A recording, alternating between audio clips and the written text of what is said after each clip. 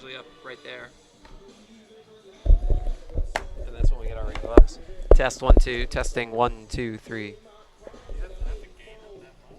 Yeah, here, put the other headset on.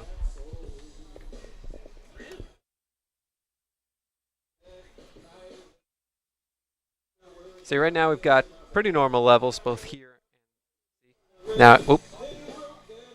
So if you turn the gain down, like if I turn that gain down, then I got nothing.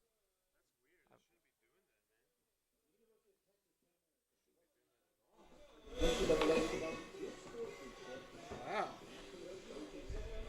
And you can hear me just fine? Yeah? Yep. But then I turn that gain down. Yeah. You got nothing. Less. Wow. That's crazy. That's crazy. Yeah. I'm the man, I'm the man, I'm the man. Those I'm are our the man, headphones I'm you just turned yeah. up. Yeah. Yeah. Man, it shouldn't have to be that high at all. And you have the FX down. Yeah, FX is off. Yeah. My way. Now Now we got nothing. Whoa, so you turned the yeah, the FX doesn't do anything. You know, unless you press like the right button. here, the FX is off. Oh, okay. See Test. right now. No, there it is. See, and then you increase it. What? You know what the funny part is? We're already streaming. It's all cool, yo. That's going to last forever on YouTube. We're tripping out, yo. All right. Yeah.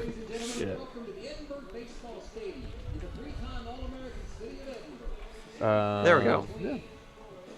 So weird that it's that bad. Oh, I just lost. Oh, you went to one side. Yeah. And the man.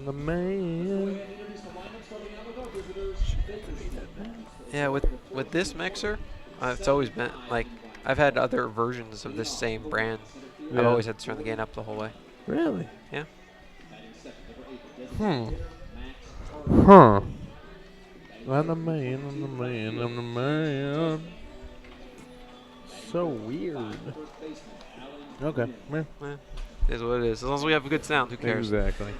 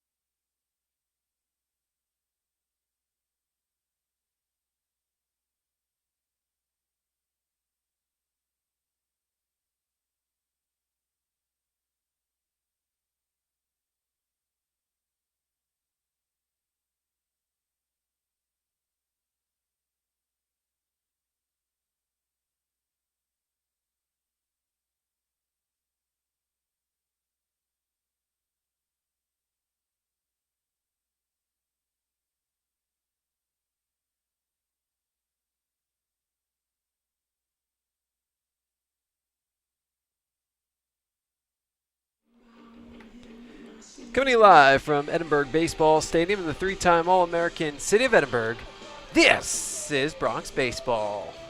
Tonight, the Bronx open up a three-game series against the California State University Bakersfield Road Runners. Good evening again, everybody. Jonah Goldberg is my name. The guy standing to my right is the one and only Daniel Elizondo. He goes by Danny. Well, Danny, the Bronx playing much better baseball of late. Looking at conference games only, those are the ones that matter. The Bronx won 4 of their last 6. They've won 2 straight WAC series, 1 at home, and then more impressively, 1 on the road. Yeah, they really went out there up to Utah Valley and took care of business. They took 2 out of 3. That's what you want. I mean, ideally you wanted to sweep, but you take 2 out of 3. You gain some ground, and you start putting together some wins, and the confidence starts to boost. Well, the Bronx put together a trillion hits over their 3 games at Utah Valley. In fact, they reached double figures in hits 3 games in a row for the first time this season, and the first time since late April of 2013. But I'll do you one better. It was the first time the Bronx have had double digits hits in the same series against a team, in 3 games of the same series against a team, since doing so against Utah Valley? Of course, in 2013. That was a 4-game series, though, so it wasn't 3 in a row. There was a low-scoring affair mixed in to that one. You know, that Friday game where the Bronx got the Saturday game, the Bronx won 13-0. It was the Bronx highest scoring output of the season, and it was the first time they had scored 13 runs since Utah Valley? Yes, since beating Utah Valley by a score of 13-0. That's correct. Of course. I like this game. You know, the Bronx lost their first 12 games ever against Utah Valley, but they took 3 out of 4 last year, 2 out of 3 this year. So maybe the tides have changed, starting to blow in here at Edinburgh Baseball Stadium and then out there at Brent Brown Ballpark in Orem. But right now the opponent is Bakersfield, the team the Bronx have never seen before. Bronx have had a little experience with that too. Grand Canyon was a team they'd never seen before. Bronx took 2 out of 3 2 weeks ago in their latest home series. Bronx have a couple players who are ripping the cover off the baseball right now. How about Brian Ramirez? He's 4 for his last 4. With 5 walks in that span. He's reached base 9 straight plate appearances. Actually, it might even be more than that. But the key is that he's the WAC player of the week and currently riding a 9-game hitting streak, during which time he's 15 for 27, which divides nicely to 556 with 5 RBI, 9 runs scored, 3 doubles, a triple, 8 walks, 2 steals. And right now he is showing us the hitter that he was for most of last year, and we knew he could be this year, and it's really just starting to click for him. It's starting to click for him, you're right, and it's important for the Bronx. You have that middle part of your lineup with Howe and then Morales and Ramirez. You got 2 out of 3 going. Hopefully the Bronx can get Morales going in that middle, and they can have a mean 1-2-3 punch. Of course, the way Edgar Cordon has been swinging the bat recently, I mean, that's just added to an incredibly dangerous part of the Bronx lineup. We'll take a timeout. When we return, we'll have the coach's corner. I'll chat with Bronx head coach Manny Mantrana. This is Bronx Baseball. Here, we understand how a team is the result of being part of something larger than yourself, creating a better outcome and a better tomorrow.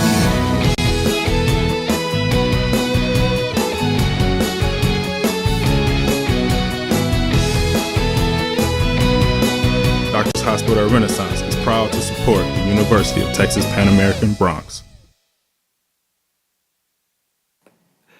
Welcome back to Bronx Pregame. It's Coach's Corner. Jonah Goldberg with Bronx head coach Manny Mantrana. And Coach, you're coming off of your 2nd straight WAC Series win. That's right, Jonah. We were fortunate enough to take 2 out of 3 at UVU, which really I felt we should have taken 3 games. Our defense was not where it needed to be on Sunday. I thought our pitching was okay. Obviously, we hit the ball really well, scored 11 runs, but unfortunately, there was a couple double plays that we should have turned that we couldn't turn, and it cost us the game. You got dominant pitching performances the first 2 nights from Sam Street and Blake English. Yeah, Sam was, typical Sam Friday night. Keeps you in the game, gives you an opportunity to win. English threw the ball real well. Had really good command of his fastball, Jonah, in and out. And his changeup was really, really working. He threw it in any count for strikes when he needed to, off the plate when he needed to do that. And Alex Henson even threw pretty well on Sunday, which, again, it was a game, if we turn a couple double plays, but we had the opportunity to, we could have taken all 3 games instead of 2 out of 3. And really impressive overall by the pitchers when you're playing at that altitude that Orem is at.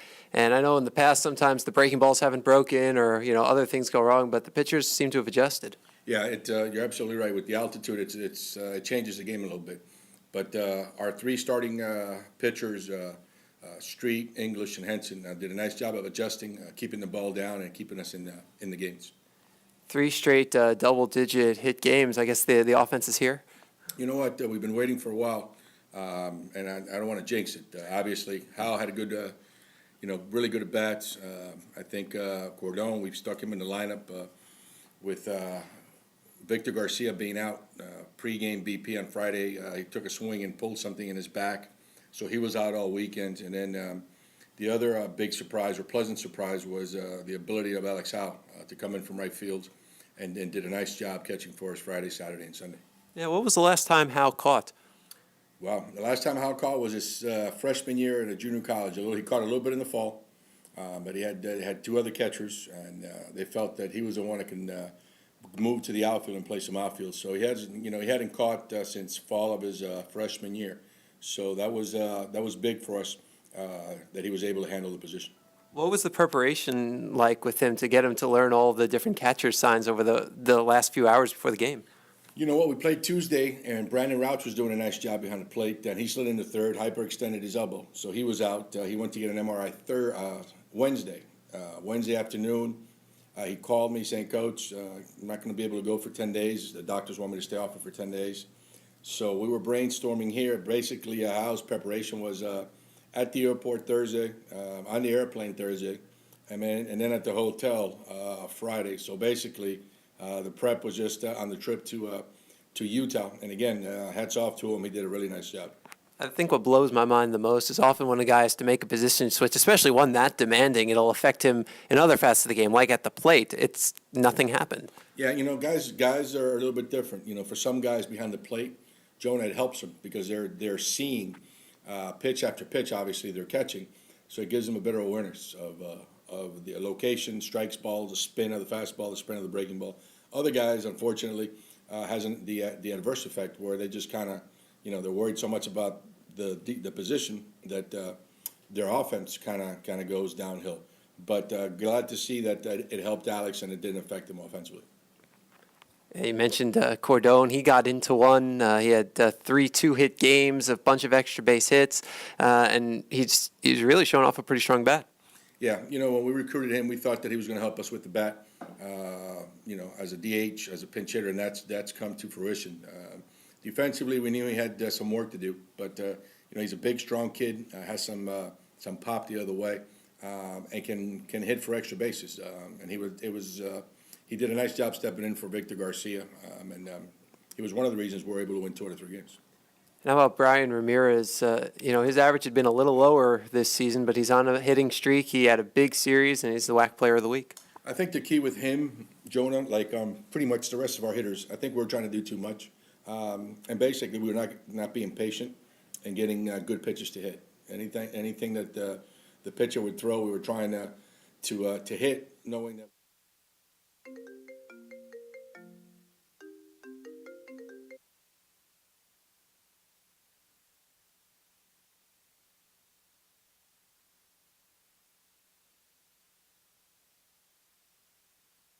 We weren't hitting very well, so everybody just tried to do so much and helped out the team that we were really swinging at some bad pitches. But this weekend was a lot better, and Brian Ramirez included. He was patient, had some walks, got good pitches to hit, and hit the ball very well all weekend. And with Howe behind the plate, Lee Rios in the outfield, and he's been playing pretty well too. Lee, when he swings at good pitches, he's a pretty good hitter, and I keep reminding him of that. I think Sunday, he had a nice game Friday, Saturday, and then Sunday he tried to do too much, and he really swung at a lot of balls outside the strike zone, basically getting himself out. But if he's patient and he gets good pitches to hit, he's got a little pop in his bat too.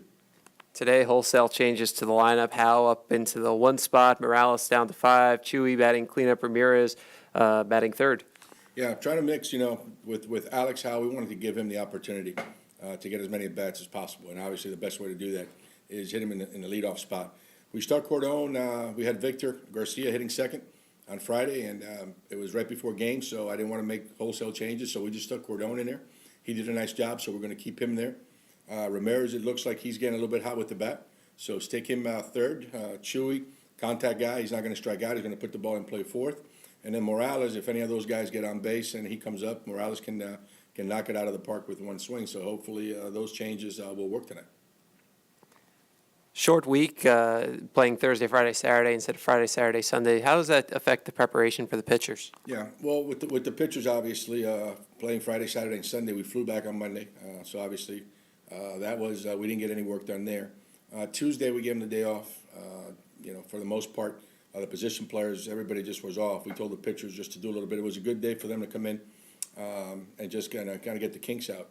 So Wednesday, obviously, yesterday, there's not much you can do in a day, but you try to keep the pitchers in as much of a routine as possible. But on a short week like this week, like you said, you have to kind of make an adjustment, and we feel we made the adjustments that Sam needs, that Blake needs, and that Alex needs, so they can be at their best this weekend.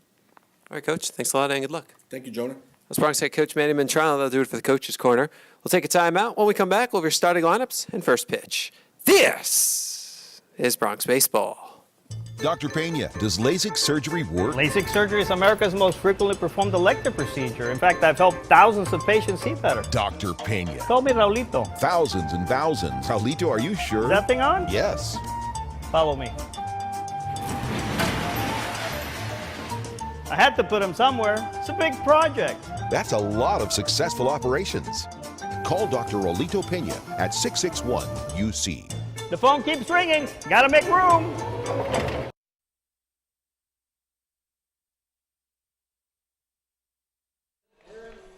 Welcome back out to Edinburgh Baseball Stadium alongside Danny Elizondo. I'm Jonah Goldberg as we get ready for the start of tonight's game between the UTPA Bronx and the California State University Bakersfield Roadrunners. Time for the starting lineups, and we will start with the visiting Roadrunners as the new Student Government Association president throws out the ceremonial first pitch to the outgoing president. Congratulations to them on their recent victory and completed term, respectively. Roadrunners will start off the lineup with Jordan Hain in center field. Max Carter, the DH, bats second. Chance Gusbeth hits third in right field. Alan Gwynn cleans up at first. Miles Jones at third base hits fifth. Oscar Sinai at shortstop bats sixth. Garrett Pearson left field bats seventh. Ross Huff, the catcher, hitting eighth. And David Metzgar rounds out the order at second base. Taylor Aikenhead on the mound, the left-hander. Head coach of the Roadrunners in the sixth season is Bill Kernan, assisted by Jody Robinson, Brandon Morin, and Richie Escalera. The Roadrunners enter this game with a record of 14-20, 7-5 in WAC play. Puts them in fifth in the standings, 3 games back of Sacramento State. They're 2-10 on the road this season. As for those hosts, UTPA Bronx wholesale changes. Alex Howe leading off at catcher. Edgar Cordon bats second at first base. Brian Ramirez, the second baseman, hitting third. Jesus Garcia cleans up at short. Alberto Morales bats fifth at third base. Lee Rios hits sixth in right field.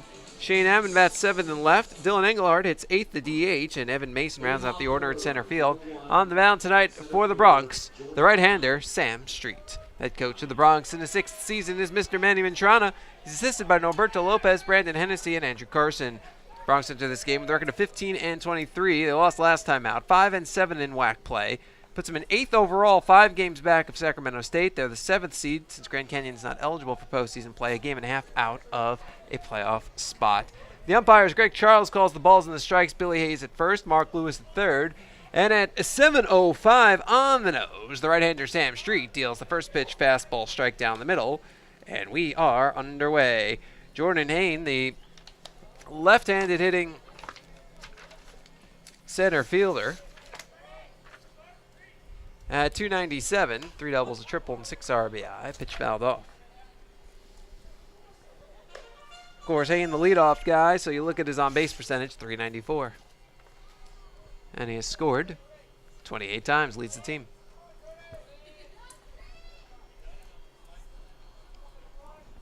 Street working towards the third base side of the rubber. Hain wags his bat. And the right-hander deals. Bunts it in the air down the third baseline, foul. We will do it again. Starting to drizzle a little bit higher at Edinburgh Baseball Stadium. Game time temperature 70 degrees, exactly what it feels like on this overcast and moist evening. The wind coming out of the east-northeast at 10 miles an hour. Translation, it's blowing in towards the third base dugout.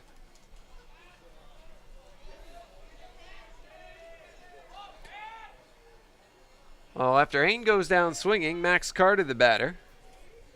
Righty DH. Pitch a strike.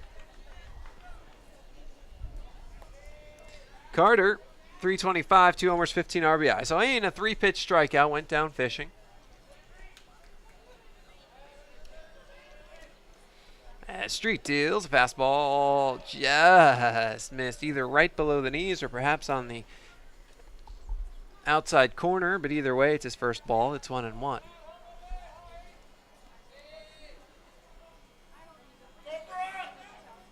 No rain in the forecast today. In fact, if you look at the Doppler radar, you won't see any green, but my spidey senses tell me something different, as does the screen of my computer, which is turning into a rainbow.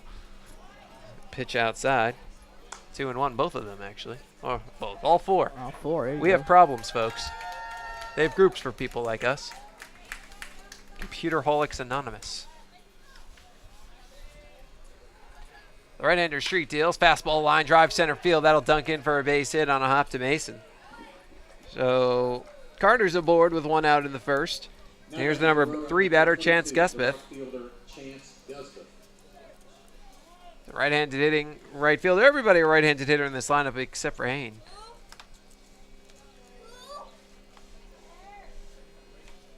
Gusbeth 280, a homer, and 23 RBI.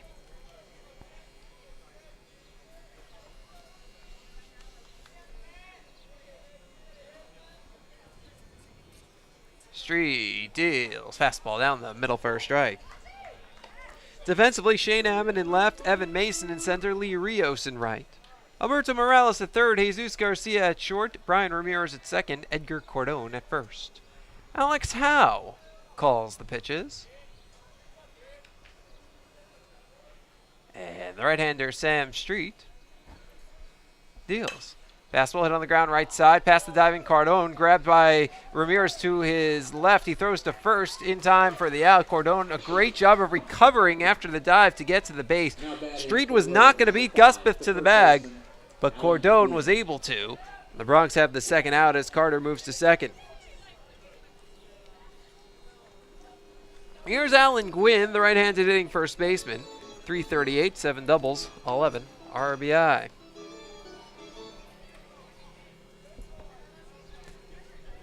In case you're wondering, because he has a famous last name, no relation.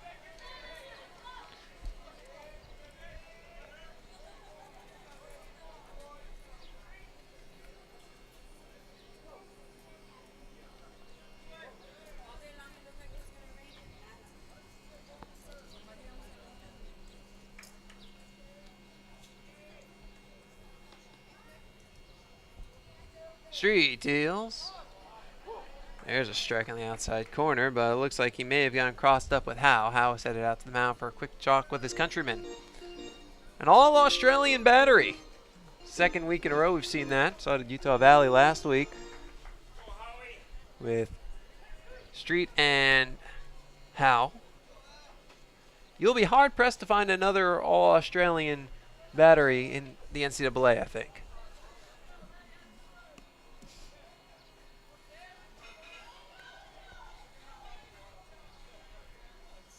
Street deals. Curveball strike on the outside corner. 0-2.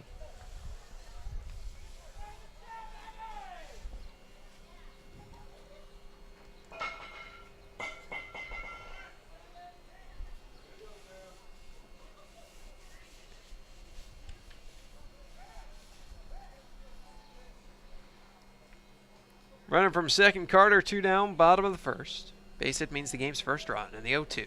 Fastball outside.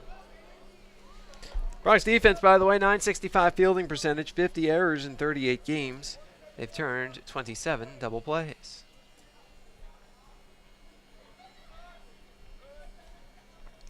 Right-hander Street looks in for his sign.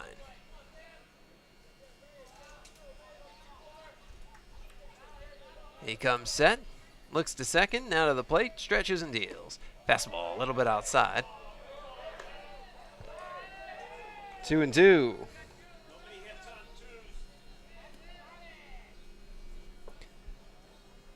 Street wearing a very rare day for Street. He's wearing the green uniform today. I think it might be the first time this. Well, no. You know, at the game at Oklahoma State, he might have worn it. You know, road games it varies, but at home, he's only worn the white uniform this year. As the right-hander Street deals, fastball grounded foul at the plate. Because the Bronx always wear their home whites on Friday night. Street pitches on Friday night. But today's Thursday. With the series pushed up a day,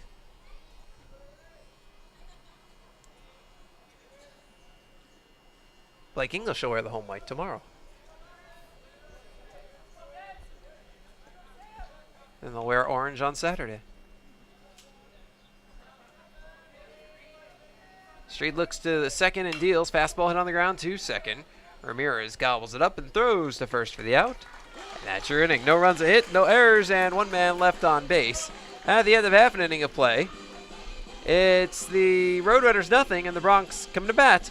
This is Bronx baseball. It's the Red Tax Sales event at South Texas Buick GMC. Come in today and claim your Red Tax cash on just about all of our Buick and GMC inventory. It's the Red Tax Sales event at South Texas Buick GMC. Not the biggest, just the best.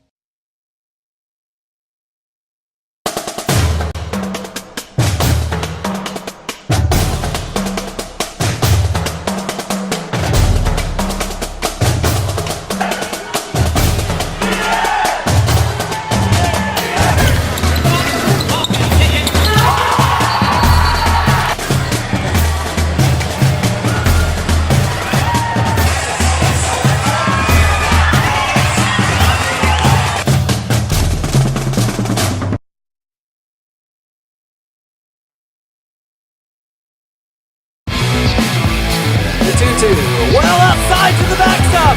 Everybody running. Rio scores the tying run. Swinging a liner back from third baseman into left field. The base hits. Bronx win. Bronx win. Bronx win.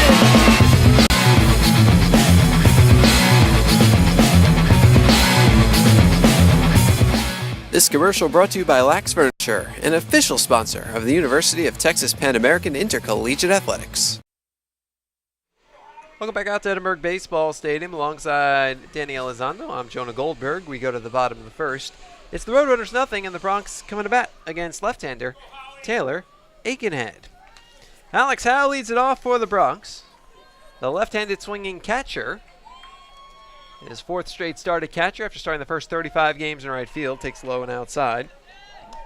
Howe leads the Bronx in just about every appreciable offensive category. 343 the average, 4 homers, 29 RBI, 12 doubles, 2 triples, 457 on base. Takes a very low inside strike, 1-1. He's even tied for the team lead in steals. Pitch is chopped foul right side, 1-2. Now, there are several schools of thought on where you put your best hitter. Some schools say third, some say second, some say first, some say fourth. I completely disagree with fourth and I reject it, so I'm not even going to discuss it. Howe hasn't even hit fourth, which is part of the reason why we won't discuss it. He's hit in the other 3 spots now, though, including today. So this is his first start at leadoff, 1-2. Reached out for and hit on the ground right side. Coming over, Alan Gwynn from first. He tosses to Aiken and covering. Not in time! Howe beats it out, infield single.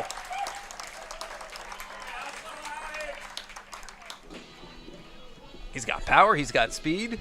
Can you say 5 tools? I believe so, yeah. Then say it. 5 tools. There we go. There you go. Now we know. Edgar Cordon, the batter, the right-handed hitting first baseman. Cardone 295, a homer, 9 RBI. We'll get to that batting 1, 2, 3 thing in a little bit, and if we don't reach it this inning, we'll get to it the next time Hal gets up, certainly. Throw to first, and it's kind of just so you know, I know you're there. Move. Aiken deals. Foul back to the screen. Cardone, 3 straight 2-hit games over the weekend against Utah Valley.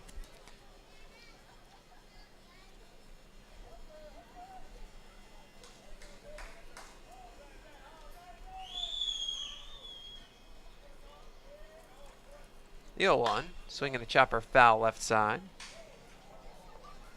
0-2, defensively Garrett Pearson left, Jordy Hayden center, Chance Guspeth in right.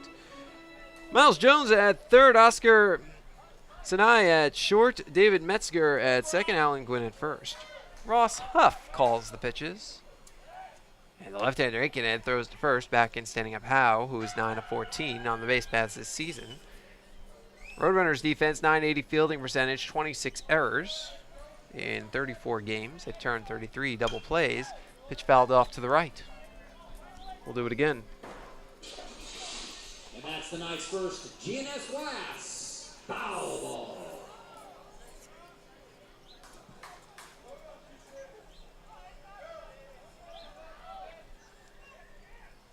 Aikenhead throws to first. So, Howe batting first. And you want to put your best hitter in one of the top 3 spots. I think that's a mostly general consensus. But where? Some say the number 1 spot, because your leadoff man is going to get the most at-bats. So you want your best hitter to get the most at-bats. Makes a lot of sense. Some say the number 2 spot. Reason being, put someone with a good on-base percentage in the number 1 spot, even if it's not as high as your best hitter. Because your best hitter might have your highest on base. Swing and a miss at a breaking ball. Cardone down fishing. One away in the first. Here's Brian Ramirez in the 3-hole. 311, a homer, 10 RBI. They're riding a 9-game hitting streak, during which time he's hitting .556. So you go in the 2-hole because the idea is, well, what if your best hitter hits a home run or a double? If you have a good on-base guy, preferably with good wheels ahead of him, well, then you're going to drive in a run real quick. And then you have someone on base for your number 3 hitter, who's hopefully also a very good hitter. Pitch misses a little bit outside. 1-0 in Ramirez. So it really can create some havoc if sandwiched properly. The 1-0. Fastball strike on the inside corner, 1-1. Others will contend your best hitter should hit third. Because, yes, you want your best hitter to get as many at-bats as possible. But you're guaranteeing that they're going to come up in the first inning if they're hitting third. And the difference is at-bats, there is a difference, throw to first, nothing doing, in how many at-bats the number 1 guy gets versus number 2, number 3. Is it significant enough to have him come up with fewer runners on? In theory, if you have 2 good on-base guys at the top of the order, you bring your best hitter up with 2 on, and maybe they get a run that way. Pitch inside, 2-1. And that's why some will put it in the cleanup spot, saying, okay, well, my first 3 guys get on. But, of course, the reality is, how often do your top 2 guys get on? 2-1, runner goes. Pitch is hit in the air, out towards right field. In comes Guspeth. Now he retreats to make the catch. For out number 2, Howe has to hold at first. Here's Jesus Garcia, the right-handed hitting shortstop. 262, 3 doubles, a triple, 13 RBI. Now, of course, I'm sitting next to the Edinburgh Little League Manager of the Year. Won a championship last year. So, I'm going to ask you your opinion, Coach Elizondo. Pitch or strike? Well, personally, I like my best hitter to be in the 3 spot. Usually, speed goes at the top, so if I have a kid that's faster than normal than the other kids, then I put him at the top.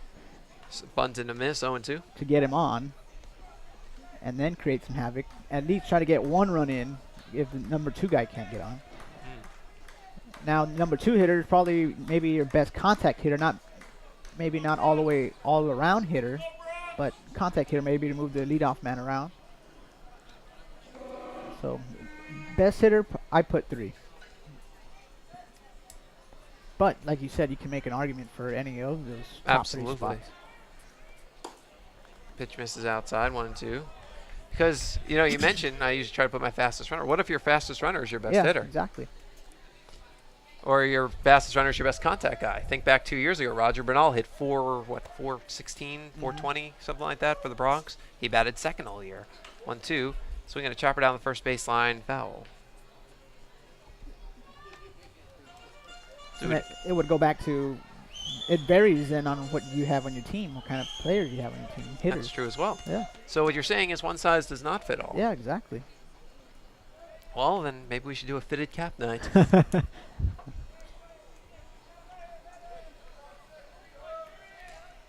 Howe from first, 2 down. And Aikenhead deals. Swinging a foul off to the right. We'll do it yet again.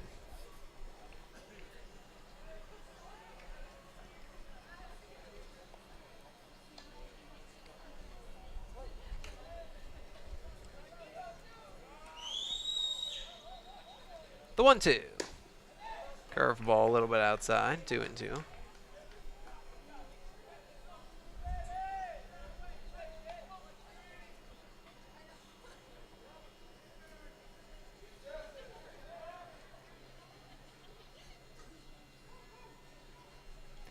Pitch is hit in the air out towards left field. Pierce comes in to make the catch.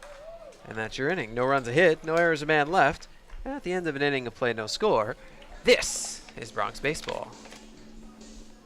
They are the dreamers and the promise of the future. They are the hope who will lead us to tomorrow. They are the givers who have the passion to serve. They are the visionaries who will celebrate discovery. They will make a difference.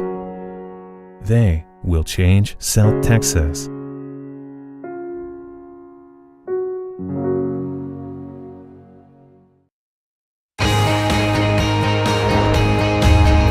Brave and bold, silver and gold. We're on a mission.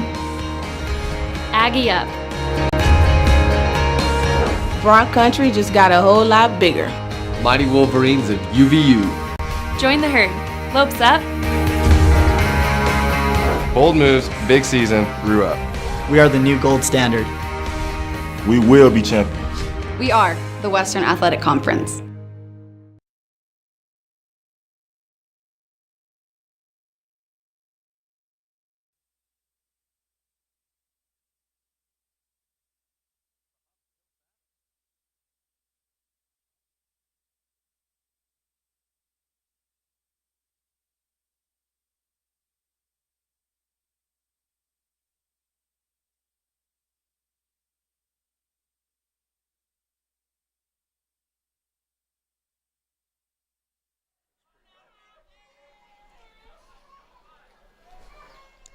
Welcome back out to Edinburgh Baseball Stadium.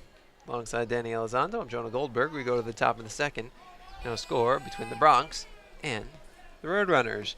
5-6-7 in the Bakersfield order against Bronx right-hander Sam Street. Deals first pitch fastball strike on the outside corner to Miles Jones, the right-handed hitting third baseman. 265, a homer, and 12 RBI.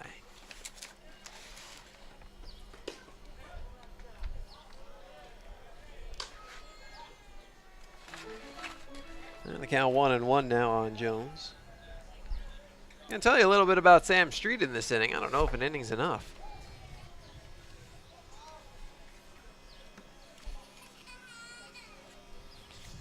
As Jones steps out. Street, we'll start with the raw numbers. They're pretty good. Change up inside, 2-1. 8-0 with an ERA of 1.62. 9 games and starts, 6 complete games, 1 shutout. 77 2/3 innings. Pitch is chopped left side, brought down by Morales, who fires to first for the out. One away for Oscar Sineg. Now batting for the Roadrunners, number 2, the shortstop. Right-handed hitting shortstop, 218. 4 doubles, 4 triples, 17 RBI. 77 2/3 innings out of a possible 82 innings Street has thrown this year. How about that? He's given up just 57 hits, so 21 fewer hits than innings pitched. Opponent's batting $1.99 off him. Street deals. Fastball, hard hit between third and short into left field, a base hit. So Sanaya aboard. 1 on, 1 out in the second for Garrett Pierce. Right-handed hitting left fielder. 311, 2 doubles, 2 triples, 14 RBI. Street has struck out 58 while walking 17. About a 4-to-1 ratio there.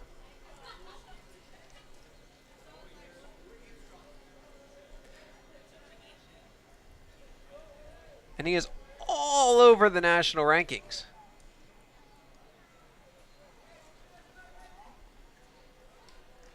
Throw to first and diving back and head first safely is Sanai. Sam Street leads the nation in complete games with 6. He is actually tied with Charles Cantrell of NC North Carolina A&T. So we'll keep our eyes on Street today, and then Cantrell, I think he pitches Saturdays, so Fridays perhaps this week, depending on what their conference is doing this weekend, and see if Street moves up or stays tied. The right-hander throws to first. Nothing new, and Street is 53rd in the nation in ERA. He is 27th in games started. He's 89th in hits allowed per 9 innings at just 6.61. Street is 191st in strikeout to walk ratio, 3.41. So 3.5 strikeouts for every walk. Pitch a strike to Pierce. He's 41st in the nation in strikeouts. He's 2nd in the nation in wins with 8, 1 behind Ryan Williams of East Carolina. We'll keep our eye on him as well. 58th in whip, walks plus hits divided by innings pitched, 0.95. And 190th in walks allowed per 9 innings, 1.97. Good numbers all around. Throw to first, diving back and head first safely is Street. Street has thrown back-to-back complete games. 9 innings at Utah Valley last Friday. 10 innings against Grand Canyon the week before. And in that 10-inning game, Street didn't walk anyone. But he struck out 8 while allowing just 4 hits, all of which were singles, one of which didn't even leave the infield. Pitch outside, 1-1 on Pierce. He's already a 3-time WAC Pitcher of the Week. He was the preseason pick for WAC Pitcher of the Year by collegeinsider.com. Or College Sports Madness. There we go. 1-1, misses low, 2-1.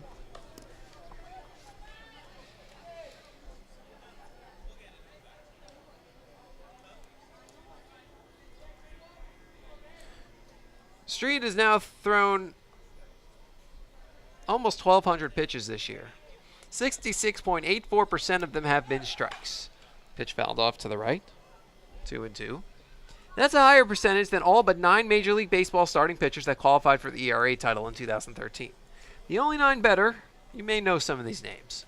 Cliff Lee, David Price, Bartolo Colon, Jordan Zimmerman, Hishayu Akuma, Cole Hamels, Adam Wainwright, Bronson Arroyo, and Chris Sale. Some pretty good pitchers on that list. Some of the pitchers not on that list, which means Street throws more strikes than them, include Clayton Kershaw, Max Scherzer, Justin Verlander, CC Sabathia, Felix Hernandez, Yu Darvish. And the list goes on. Yeah, the list goes on. Basically, a lot of really good pitchers. Runner goes, pitch strike 3, throw down to second is a little wide right, and not in time, recovered nicely by Garcia. So Pierce down looking. That's the second strikeout for Street. Sanai steals second, and that brings up Ross Huff. Right-handed hitting catcher. 207, 2 doubles, 8 RBI. Base hit means a run. Would mean the game's first run. But an out will end the inning. With Sanai at second, 2 down in the top of the second, and the game scoreless.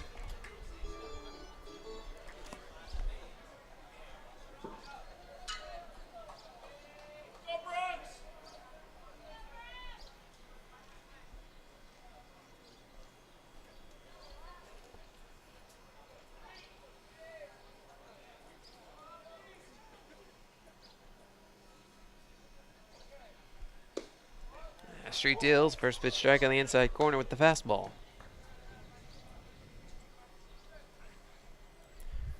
Great story on Sam Street on Bronc Country, not this week, the week before. Go to UTPABronx.com and click on the Bronc Country icon in the upper right-hand corner. You'll be able to find it.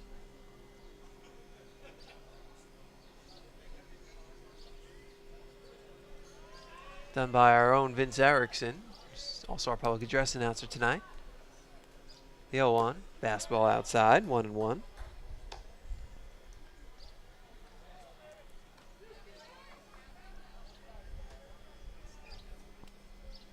Street's been attracting all sorts of attention.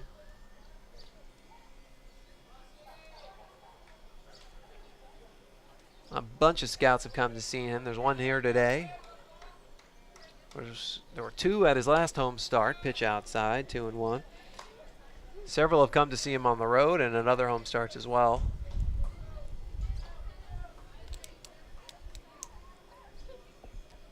I think there's a day in June Street might have circled on his calendar.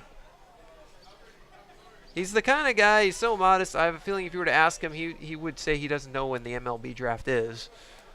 And that might be true, but I'll be circling it on my calendar. Pitch chopped foul left side. 2-2. That's amazing that he's able to shut out the noise. I mean, all the accolades, all the Pitcher of the Week awards, all these ridiculous numbers that we spit at you. The scouts in the stands. I mean, it's impossible to not notice when they're sitting right behind the plate. Wearing team apparel. Yeah. I mean, you know. And the ability to just focus on what you're doing. And that's amazing as anything that he's done. Change up, little flare, over short and into left center, a base hit. Rounding third, headed home, Sinai. Throw comes into second, RBI single, Ross Huff. And the Roadrunners strike first. It's 1-0.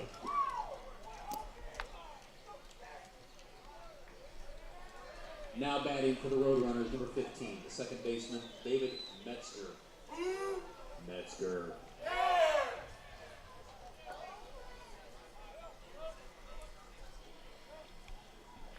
Well, here's David Metzger, right-handed hitting second baseman. 234, 3 doubles, a triple, 3 RBI.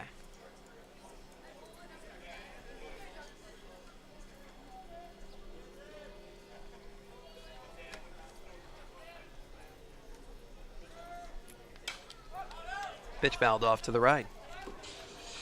And that's another GNS Glass foul ball.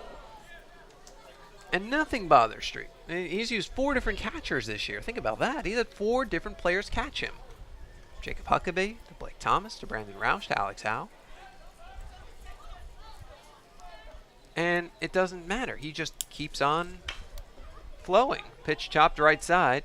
Ramirez Fields tosses to first for the out. And that's the inning. The Roadrunners do get a run. On 2 hits, no errors, they leave 1. At the end of an inning and a half, it's 1-0 Roadrunners. You're watching Bronx Baseball.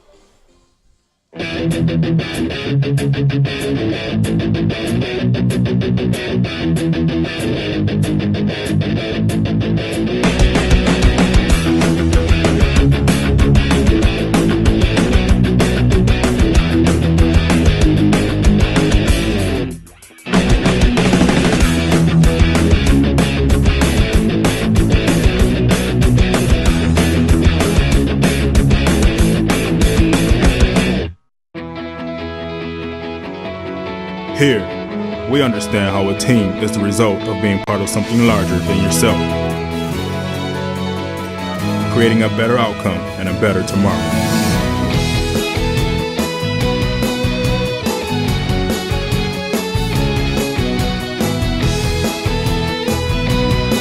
Doctors Hospital Renaissance is proud to support the University of Texas Pan American Bronx.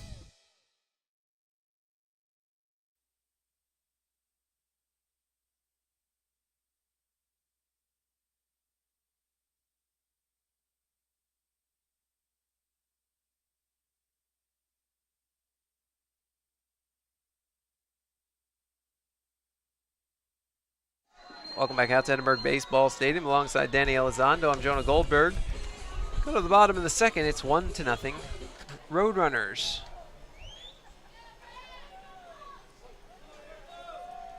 Five, 6, 7 in the UTPA order against left-hander Taylor Aikenhead.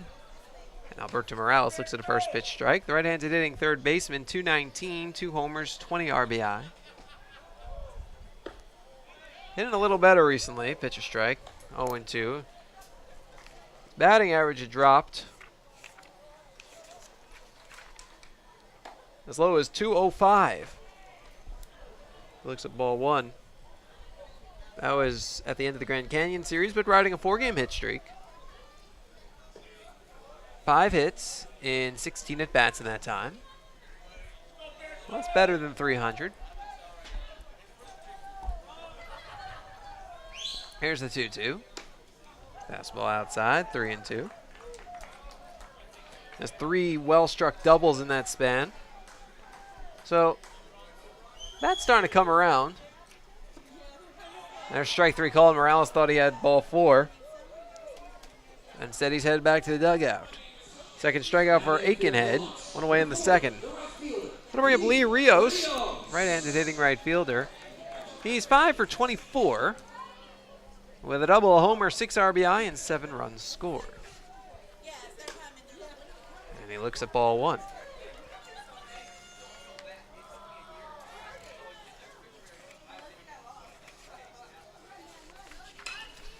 Swings the second pitch, pops it up a mile high to the right of the infield. Coming from first is Gwynn to make the catch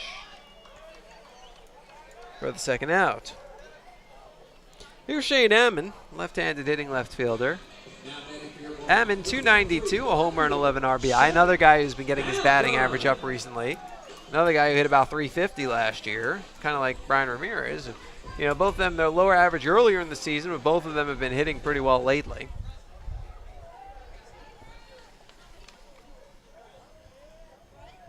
Ammon hits in 6 of his last 8 games. He looks at ball 1.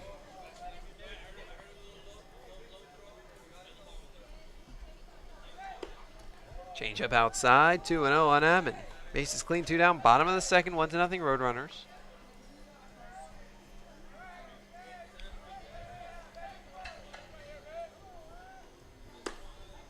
Fastball strike on the extended outside corner, 2-1 on Ammon.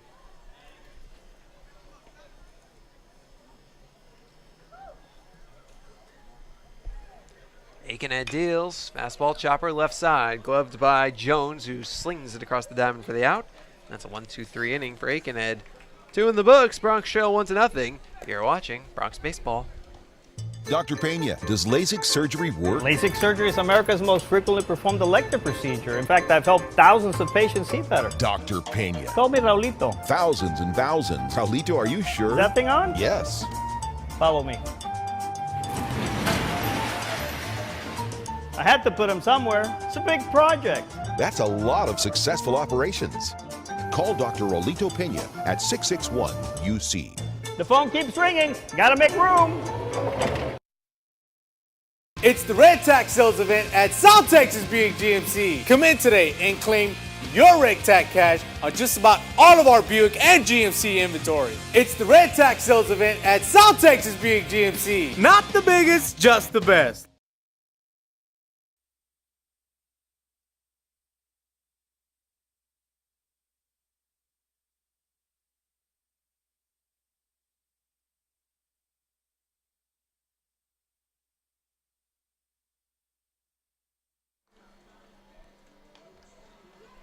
Welcome back out to Edinburgh Baseball Stadium alongside Danny Elizondo. I'm Jonah Goldberg. We go to the top of the third. The Bronx trail 1-0 with the play-by-play. Here's Danny. Thank you, Jonah. Leading things off for the Roadrunners, it'll be Jordy Hain. He's 0 for 1 with a strikeout. As the Roadrunners lead 1-0 here in the top of the third. Sam Street gets on top of the mound. Looks ready to go here in this inning. So he brings the first pitch. The fastball tied on the knees. 1-0 the count.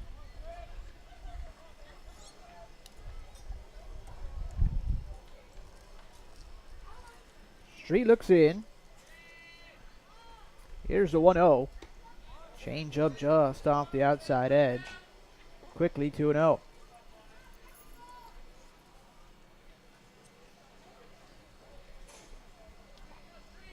Morales plays in on the grass. Street brings a 2-0 pitch. Tapper foul. 2-1 the count.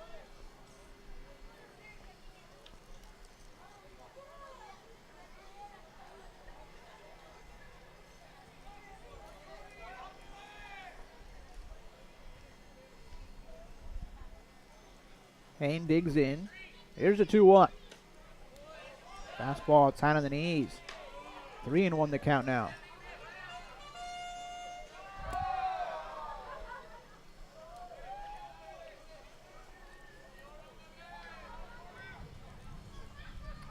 Here's a 3-1. Swinging a chopper over third base. That will sneak into left field for a base hit.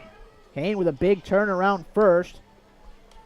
But he will slam on the brakes and return back to the bag. The road runners, number 8, the designated hitter, Max Carter. So a leadoff man aboard here for the Roadrunners. That'll bring Max Carter to the plate. Carter 1 for 1 with a single. He was left stranded at second base back in the first inning.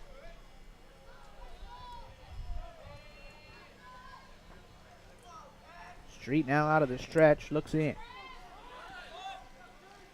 Carter shows bunt, pulls it back, slaps it foul down the third base line.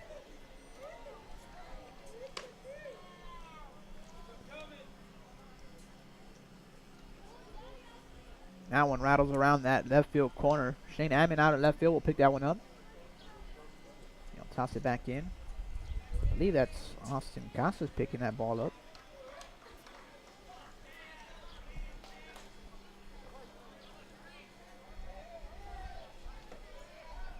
Throw over to first, not in time. Hain back in there with a head first dive.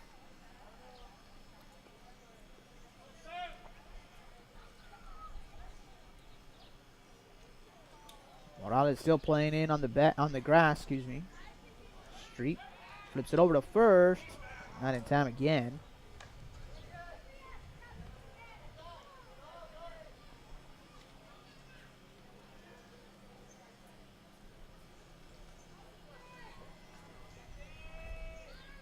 Street sets at the letters. Here's the 0-1. Breaking ball just off the outside edge. Count evens at a ball and a strike.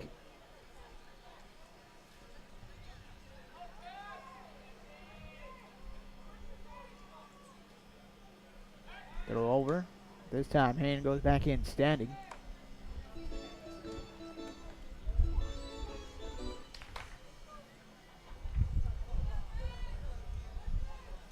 It's a 1-1 count here on Carter. Here's the pitch. Off speed in there for a strike around the outside edge. Count now goes to a ball and 2 strikes. Morales now will back up a couple of steps. Street flips one over to the first base, not in time. Chance Guspeth on deck over the right side for the Roadrunners.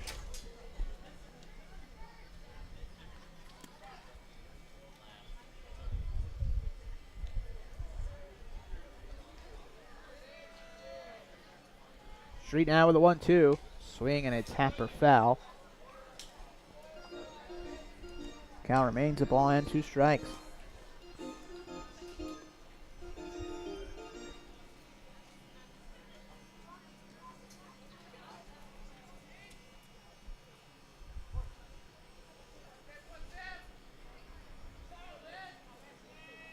Another throw over to first. Hain back in there.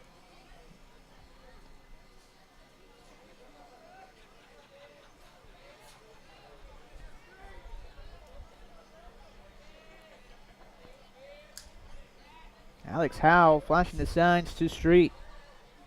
Throw over to first.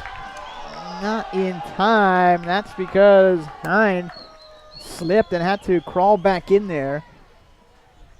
From up here, it looked like Hain was out. That was a close one.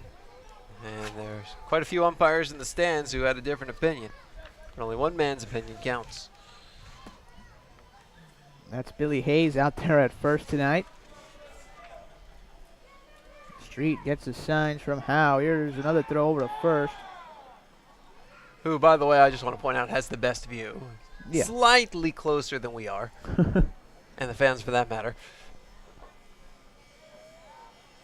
Just right on top of that, play on the bag at first.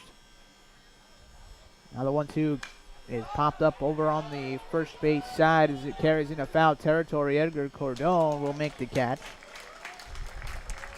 One away here in the top of the third. Now for Chance Gusbeth. 0 for 1 with a ground out to second.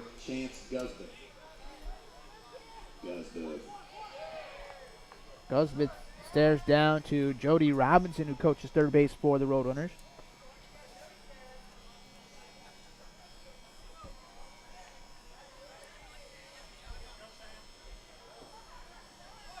Street looks in. Throw over to first again. Not in time.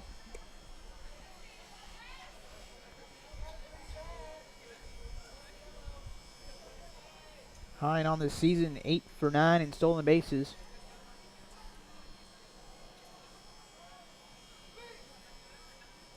Street now sets at the letters.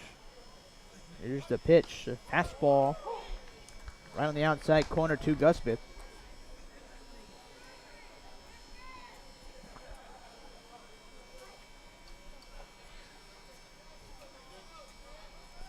Howe looks towards the third base dugout. Coach Mantrana, I believe, shows him a couple of signs. Howe then relays it to Street. Street makes a decision on what he wants. Pitch out. Runner goes. A throw to second is offline. Stolen base for Hine. His 9th of the season.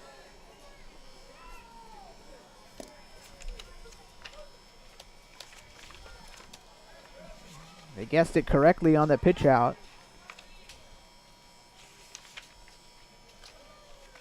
Throw just a bit off the bag as the Roadrunners now have a runner in scoring position. A 1-1 count on Gusbeth. It's been the only chink in Howe's armor as a catcher. Utah Valley ran on him. Now Bakersfield's running on him. Spin move towards second. The throw not in time. Such a different throw than you're used to from right field. Even though Howe's caught before, it's been a few years, so you got to get used to doing it again. And it's, I mean, you can practice it all you want, but it's so different with all the gear on in a real situation. You know, that's now 6 stolen bases against Howe in 4 games. Here's the pitch to Gusbeth. That one stays outside. 2-1. And until he can prove that he can throw some runners out, they're going to keep challenging him. But I think with more time, I think Howe will find that right position to release that ball. Oh, absolutely. Here's a 2-1. Breaking ball in there for another strike. I mean, the idea that he is in that whole series against Utah Valley, he didn't have a single passed ball is amazing for a guy who hadn't caught in 3 years. So if he's already got that, the throws will come. Mm-hmm. Just a question of when, not if.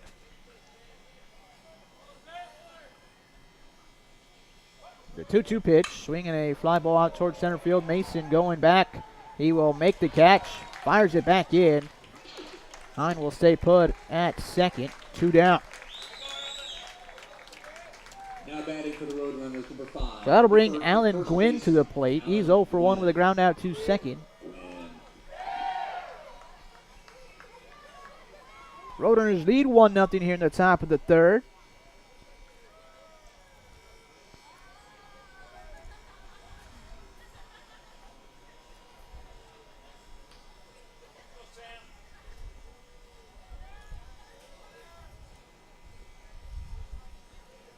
Street looks in, gets the signs from Howe.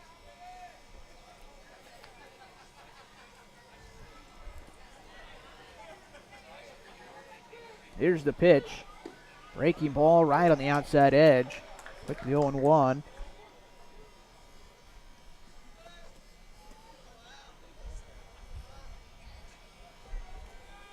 Hine remains at second base, 2 away.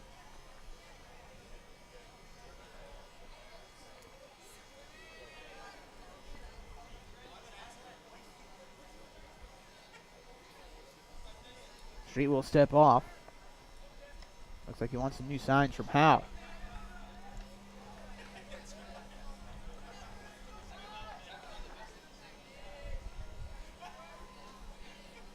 Street sets on a pitch. Here's the 0-1. Fastball just off the outside edge.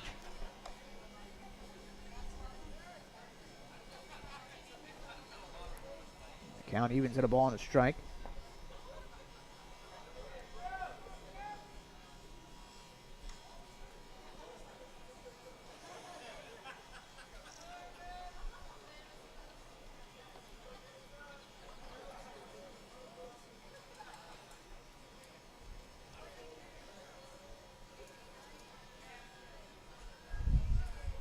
Street brings the 1-1 delivery. Runner fakes towards third, stops, and now the ball is hit out towards second. Grabbed by Ramirez.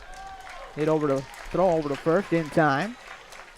That'll retire the side for the Roadrunners here in the top of the third. No runs, 1 hit, no errors, 1 runner left on. In the middle of the third, Roadrunners lead 1-0. We'll be back with more Bronx baseball after this break.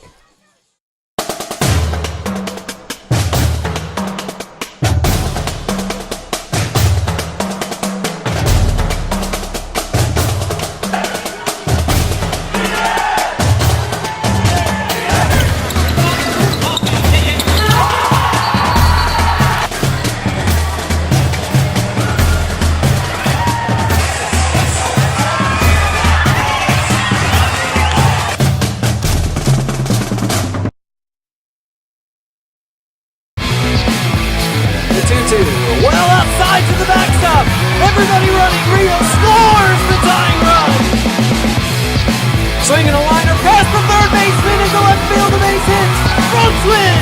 Bronx win. Bronx win.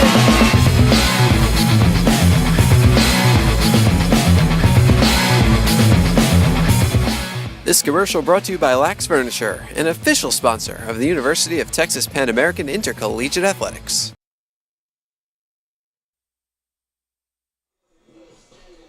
Welcome back to Edinburgh Baseball Stadium. We go to the bottom of the third inning. Danny Elizondo with you here alongside Jonah Goldberg. Bronx trail 1-0. Dylan Engelhardt will lead things off for the Bronx.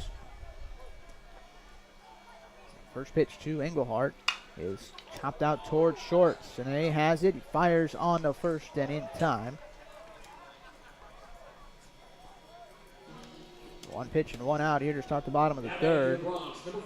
The center fielder, Evan. That'll bring Evan Mason to the plate. Mason on the air, batting .219. No home runs, 11 RBI. Lefty versus lefty here is the pitch from Aikenhead is in there for a strike.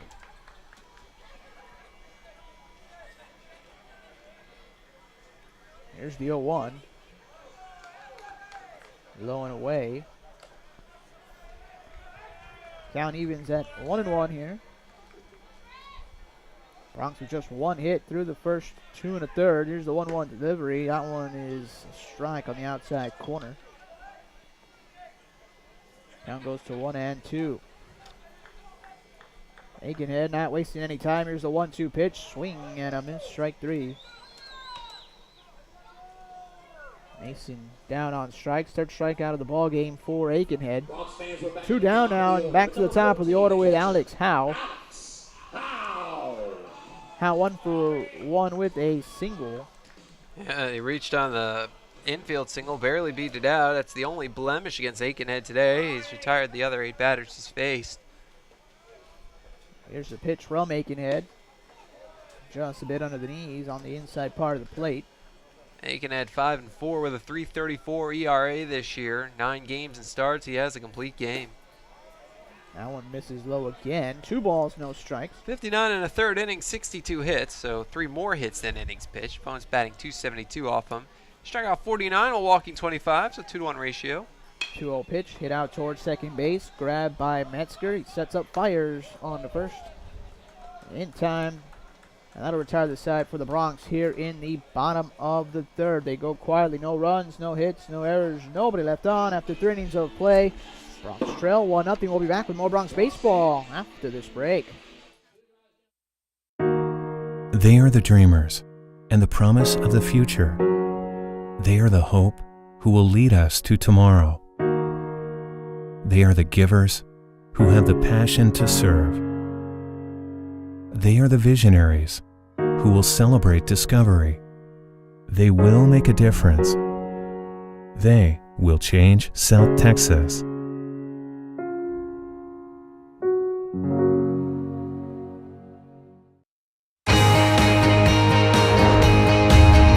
Brave and bold, silver and gold.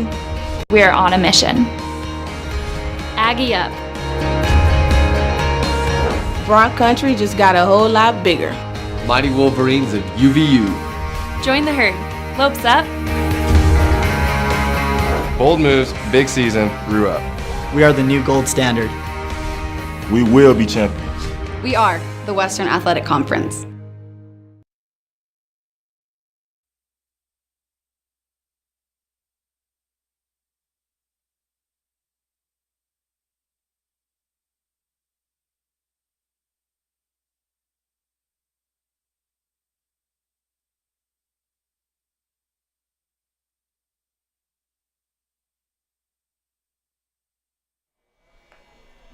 We go to the top of the fourth here at Edinburgh Baseball Stadium. Danny Elizondo with you here alongside Jonah Goldberg. Bronx trail 1-0. Sam Street goes out for another inning of work here tonight.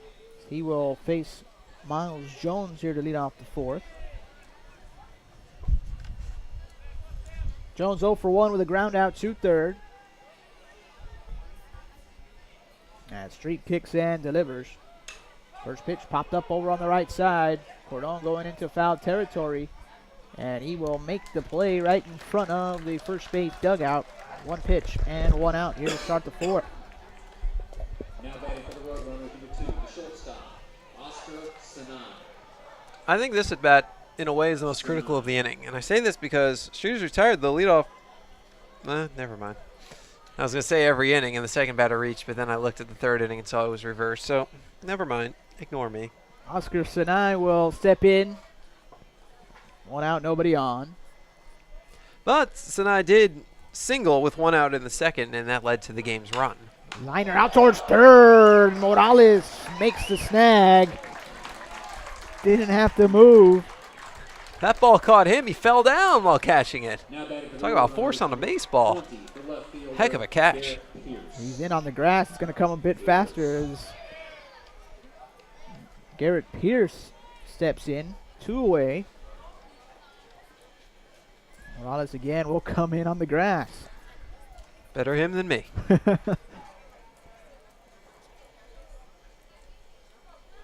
Street stares in. Now the pitch. Pierce showed bunt, pulled it back, took it for a strike on the outside corner.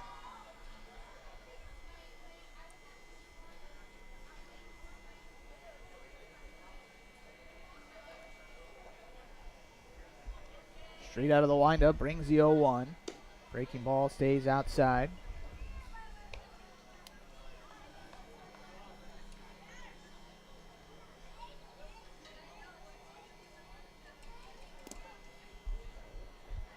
Street now brings the pitch. Chopper back up the middle. Garcia comes on, grabs on a hop, throws on the run, and in time to get Pierce. And that'll do it for the Roadrunners here in the top of the fourth. No runs, no hits, no errors, nobody left on. In the middle of the fourth, Bronx trail 1-0. We'll be back with more more Bronx baseball after this break.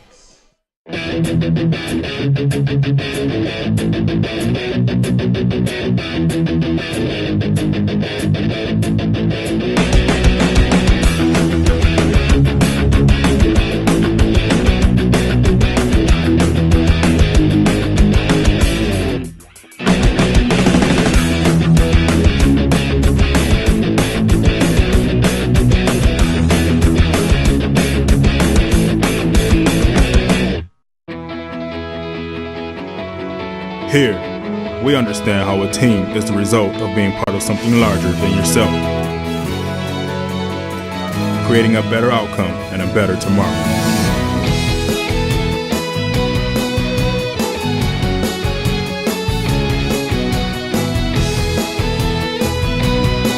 Doctors Hospital at Renaissance is proud to support the University of Texas Pan American Bronx.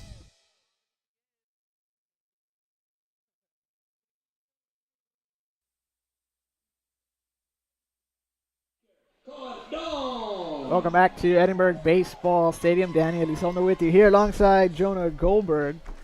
Bronx trail 1-0. Edgar Cordon going to lead things off as the lefty Taylor Aikenhead brings the pitch. That one's fouled back. And that's another GNS flag. Cordon 0 for 1 with a strikeout tonight. Aikenhead brings the 0-1. Swinging a tapper foul over towards the on-deck circle.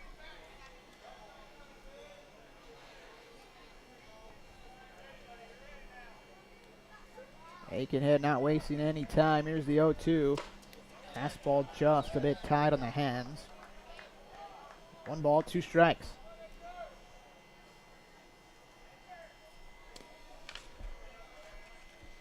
The 1-2 pitch. Breaking ball, low and in. Count evens up 2-2.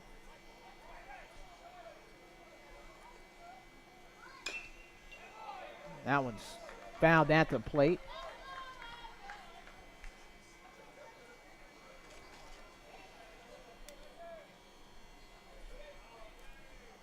Aikenhead gets the signs and the baseball. Home plate umpire telling Aikenhead to wait until this hitter's ready. There's a pitch, a swing and a miss. Cordon down on strikes. Well, that tells you what kind of rhythm Aikenhead's got today. 4th strikeout of the ball game for Aikenhead.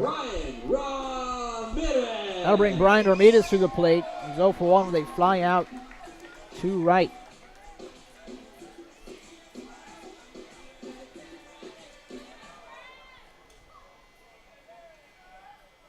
He pitched to Ramirez. Fastball catches the outside corner.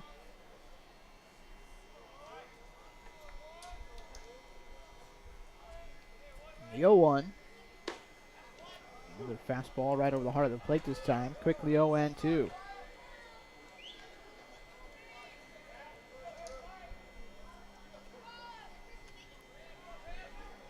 Here's the 0-2 pitch. Breaking ball low and a bit inside. A 1-2 delivery. Again. Looked like the breaking ball. Somebody's got to step out on him. Adjust their batting gloves, take a practice swing, go get, chalk up your bat or whatever, the thing. 2-2, low and inside. And Ramirez works the count full. I guess you can't do that on an aluminum bat. I was going to say your bat broke, but no, I can't do that either. Here's the payout pitch. Little blooper behind the plate. Huff loses the mask and makes the catch. 2 down now for Jesus Garcia. But Aikenhead is in such a rhythm. He's a metronome out there. See, he is doing his best Sam Street impression. And I don't mean to use that to what I'm saying is that, this is what we're used to seeing from Street, is great rhythm, get the ball and throw it. He hasn't had as much of that tonight because he's given up a few hits. And Aikenhead, he's just been, I get the ball, I throw it, and you know what? Nobody's stopping him. First pitch from Aikenhead to Garcia, low end in the dirt. And that could be the best thing to break up his tempo right now. I think that one might have got a piece of the catcher. The home plate umpire, Greg Charles, delivered the baseball out there to Aikenhead. This is the time where you want to call late time. See if you can get it granted. 1-0, chopped up the middle. And that one will get underneath the glove of Sine. Boy, I don't know. Do you think he had a shot at that? Because remember, it got past 2 people first. It got past Aikenhead, then it got past Metzger. Because that was really a second baseman's ball. It went under his glove. I'm going to have to look at a replay. Thank goodness for 956sports.com. As you do that, Alberto Morales will step in there, runner on, 2 outs. Breaking ball from Aikenhead, misses low and outside. Partnership with 956sports.com, giving us DVR capability this year. Let's see, we see it again. I mean, that ball's got to be fielded. That's an E6.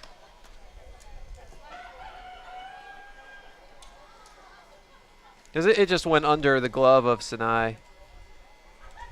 He just had his glove too high. So pop up over to the right side and out of play.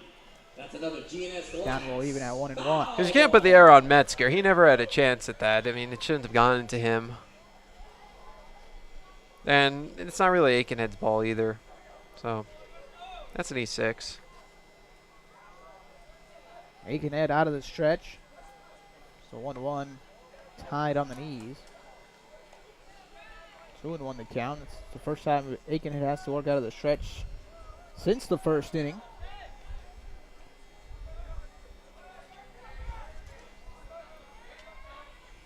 Time called by Morales at the plate.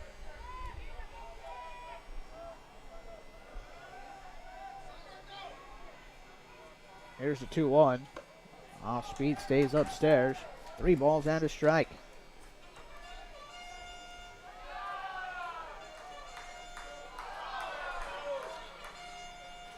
Bronx trail 1-0 here in the bottom of the 4th.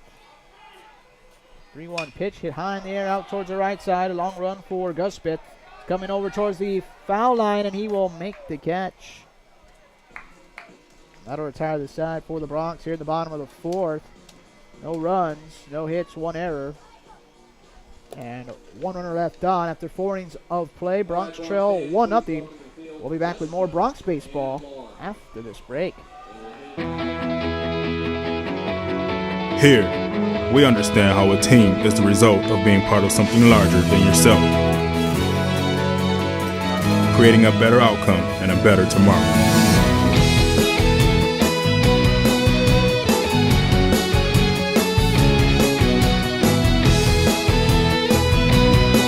Doctors Hospital at Renaissance is proud to support the University of Texas Pan American Bronx.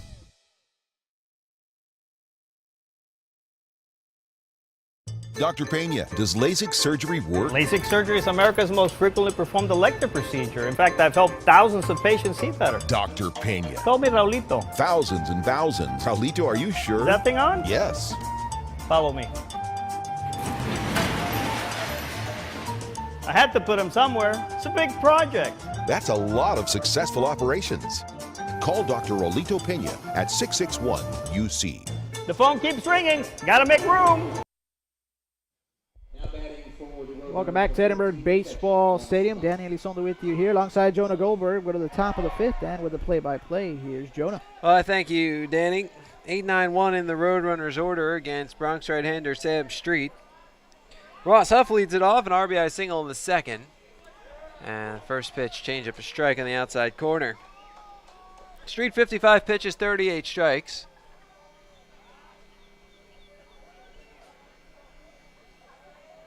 Pretty good catch-up inning in the 5th as he threw just 5 pitches. The 0-1.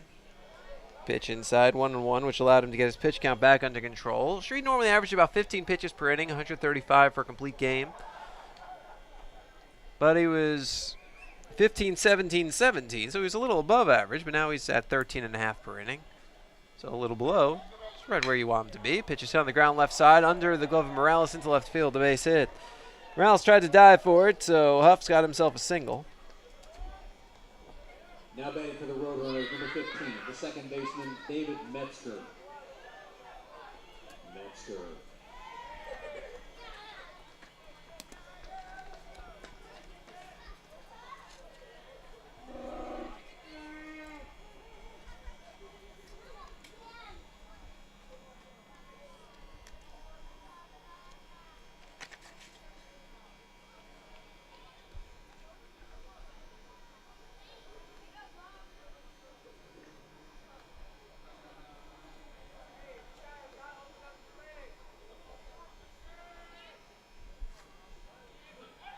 Throw to first.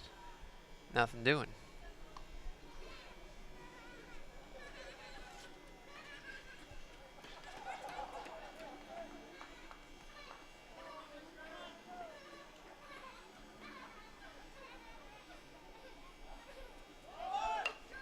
Pitch is bunted right side, right to Cordone, who will race to the bag himself for the out. On the second moves Huff. Now batting for the Roadrunners, number 1, the center fielder, Jordy Hines. So the Roadrunners another runner in scoring position with 1 out. Had runners in scoring position every inning. Got a run in the second on an RBI single by Huff. That was after Sinai had singled with 1 out and stolen second. So here's Jordy Hine, who's 1 for 2, singled in the third.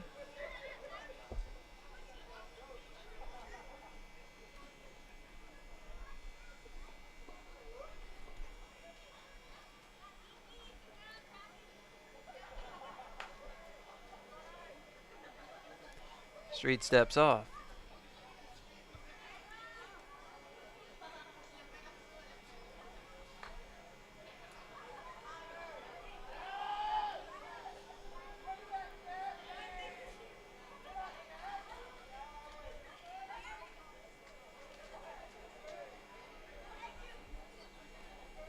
Street kicks and deals.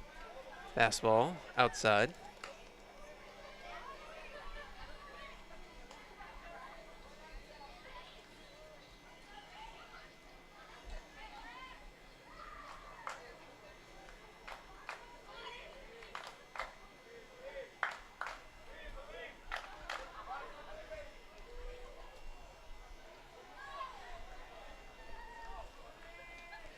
Runner in scoring position, Huff, 1 out, top of the 5th. 1-0 Roadrunners.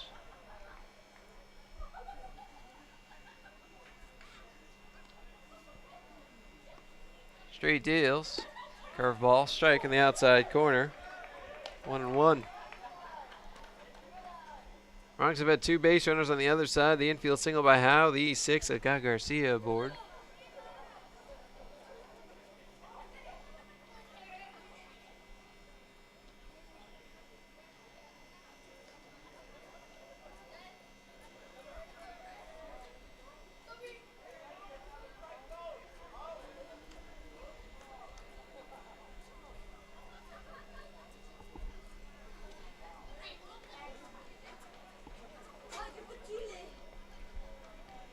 Street deals.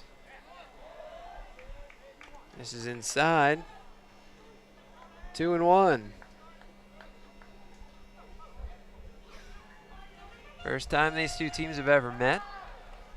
Both new to the WAC this season. Bakersfield has been independent, although their baseball team was already in the WAC last year. So, Roadrunner's not entirely new to the WAC. Bronx completely new. Fastball misses inside, 3-1. Both teams jockeying for position in a really muddled WAC. If you look at the top, Sacramento State's 10-2. You look at the bottom, Northern Colorado 0-12, Chicago State 0-9. Everybody else is within 3 games of each other. And everybody else who's postseason eligible is within 2.5 games of each other. Because you take out Grand Canyon, who's in second, because they're not postseason eligible. And of course, it gets confusing because it's not just games back. You also have to look at winning percentage, because not everybody's going to end up playing the same number of games due to snowouts and the such.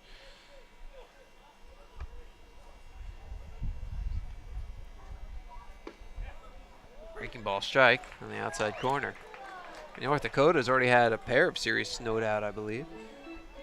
Well, no, they had 1 series snowed out this past weekend against New Mexico State. Chicago State lost a series that was supposed to be against Seattle. So 4 teams have lost a series already.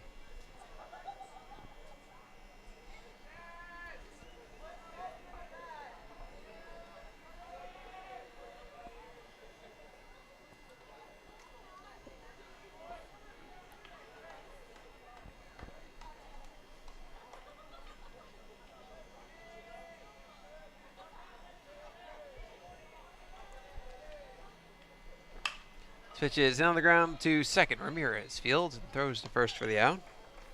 2 away, on to third, moves Huff. We have Max Carter, 1 for 2, singled in the first. The designated hitter, Max Carter. It's interesting, if you look at seeds 2 through 6, Seattle, North Dakota, Bakersfield, Utah Valley, New Mexico State, They're all separated by a game. So spots 3 through 7 in the standings, and then the Bronx right behind, a game and a half back to New Mexico State for that final playoff spot. Slider strike, outside corner.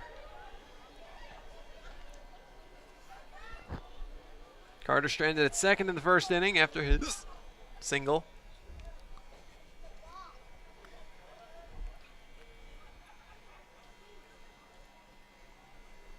The 0-1. Slider, foul tipped at the plate, and 2. Apparently my respiratory system thinks I'm a fish. It is gasping for air through my gills. Not realizing that I do have a trachea and lungs with which to inhale oxygen, carbon, and all the other stuff that is in our air. The 0-2. Misses low, 1-2.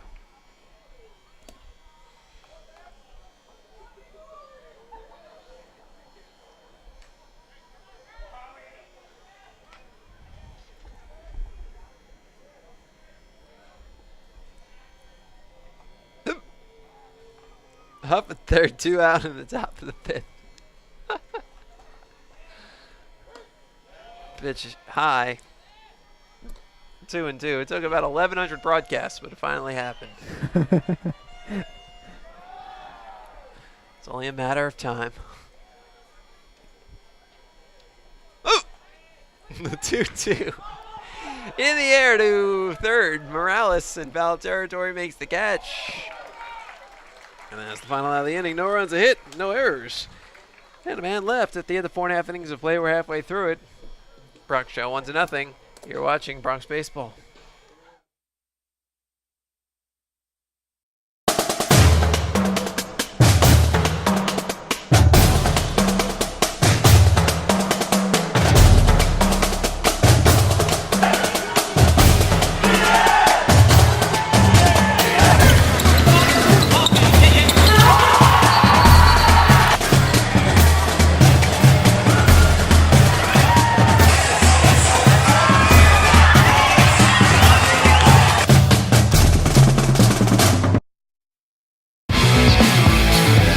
Well outside to the backstop. Everybody running. Rio scores the tying run. Swinging a liner past the third baseman into left field. A base hit. Bronx win. Bronx win. Bronx win.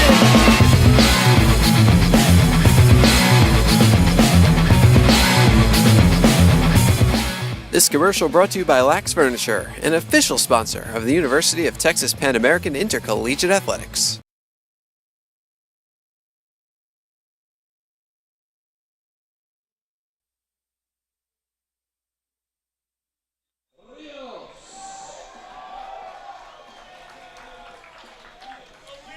Welcome back to Edinburgh Baseball Stadium.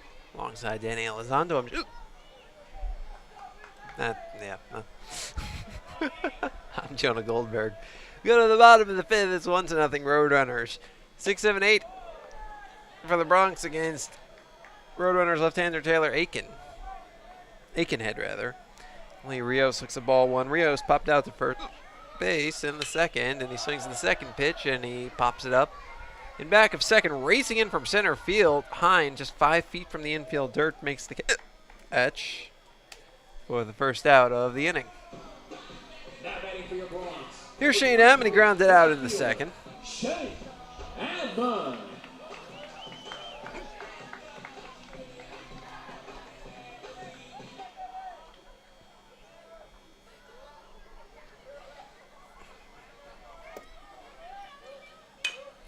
Off the end of the bat, chopper left side, past the diving Jones, grabbed by Sinai, throws to first, not in time. Infield single, Shane Ammon.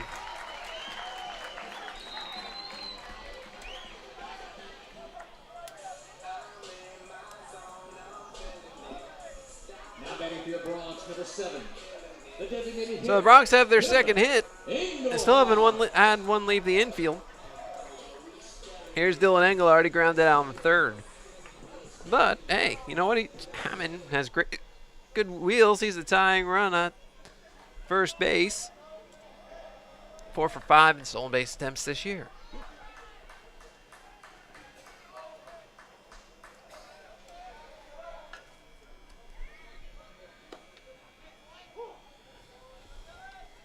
Strike one to Dylan Engelard.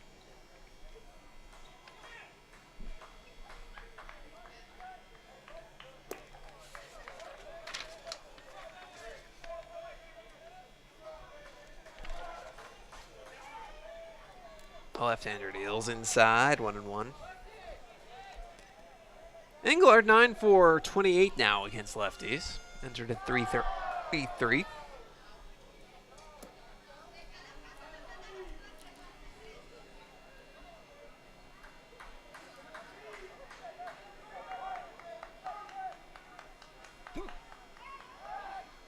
Throw to first. Back in, standing up is Ammon.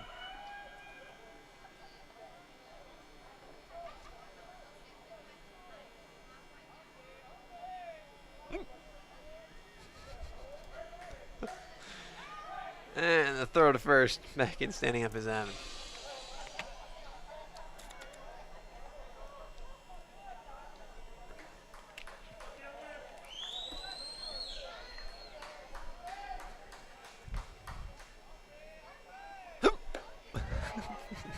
Pitch upstairs, 2-1. Folks, I've tried everything. I have taken a big gulp of water. I've held my breath. I blame Danny. I told him to pull on his tongue. Yeah, Danny actually Googled how to get rid of the hiccups. I didn't like the two suggestions that Google found. Pitch hit in the air, foul right side, just misses the light pole. So it heads towards the baseball offices. 2-2. When my headset's on, that means my ears are covered, doesn't it?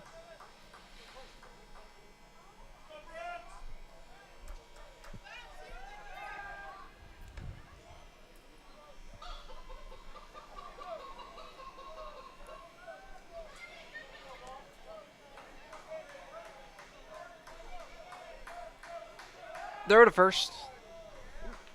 Aiken had made that throw without even moving.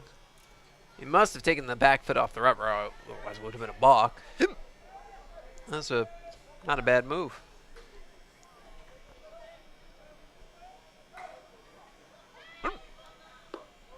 Swing and a miss, breaking ball, Engelard down fishing. 5 strikeouts for Aiken, Ed, 2 away in the 5th. Here's Evan Mason, struck out swinging in the 3rd. Evan Mason.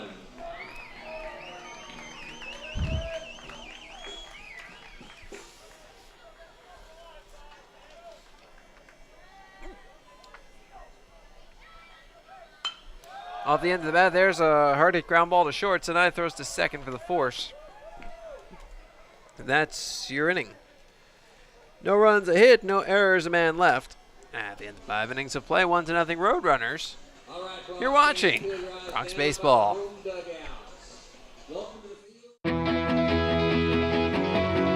Here, we understand how a team is the result of being part of something larger than yourself, creating a better outcome and a better tomorrow.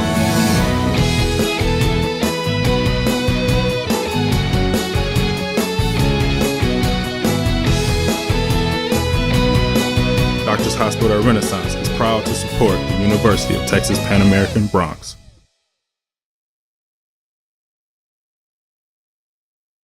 Dr. Pena, does LASIK surgery work? LASIK surgery is America's most frequently performed elective procedure. In fact, I've helped thousands of patients see better. Dr. Pena. Call me Raulito. Thousands and thousands. Raulito, are you sure? Is that thing on? Yes. Follow me. I had to put him somewhere. It's a big project. That's a lot of successful operations. Call Dr. Rolito Pena at 661-UC. The phone keeps ringing. Gotta make room. It's the Red Tax Sales event at South Texas Buick GMC. Come in today and claim your Red Tax cash on just about all of our Buick and GMC inventory. It's the Red Tax Sales event at South Texas Buick GMC. Not the biggest, just the best. Back we are at Edinburgh Baseball Stadium alongside Danny Elizondo. I'm Jonah Goldberg. We go to the top of the 6th. Bronx down 1-0. Sam Street delivers a slider, bunted to third. Morales Fields fires to first for the out. 1 away.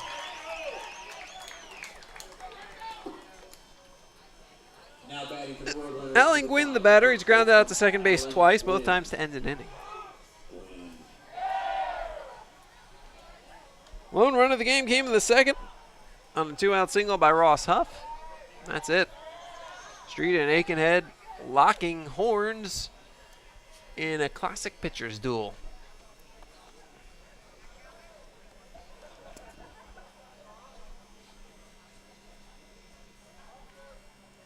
Street it. Fastball hit in the air center field. Mason moves back, makes the catch. 2 away. See, there's one chink in Street's armor. If the Bronx don't score, he can't win. That's a good point. Hasn't lost a game yet. 8-0 with a no decision. Miles Jones, the batter, 0 for 2. Streets retired the first 2 hitters on 2 pitches. So Jones takes down the middle.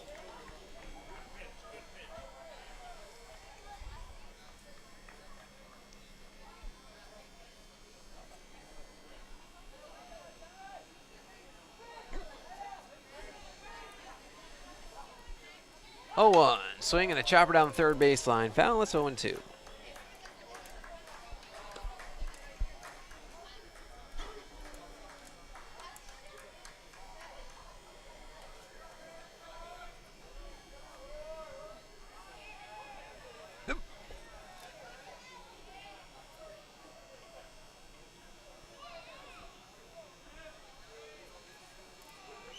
Oh, 2. Swinging a chopper to short. Garcia fields and fires to first for the out. And that's your inning. 3 up, 3 down. At the end of 5.5 innings of play, it's 1-0 Roadrunners. You're watching Bronx Baseball.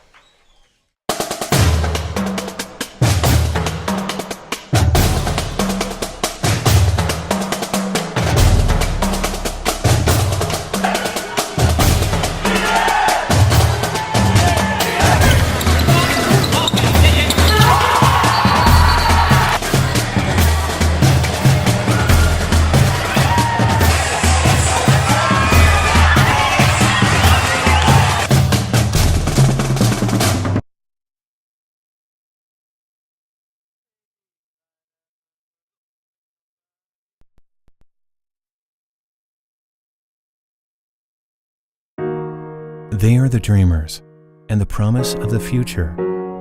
They are the hope who will lead us to tomorrow. They are the givers who have the passion to serve. They are the visionaries who will celebrate discovery. They will make a difference. They will change South Texas.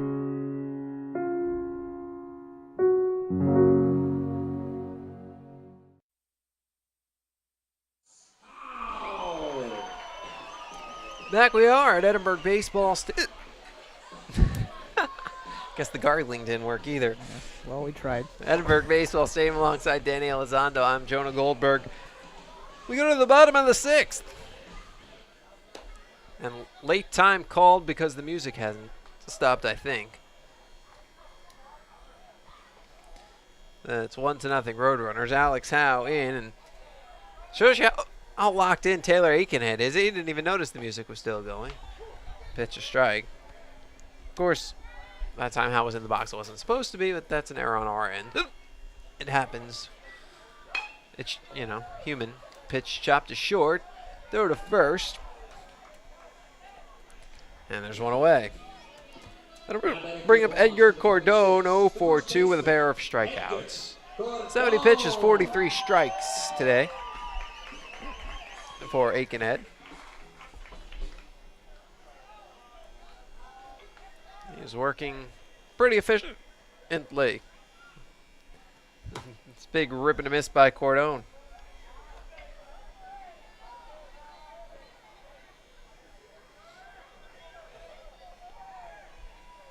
He'll swing and a miss, 0-2.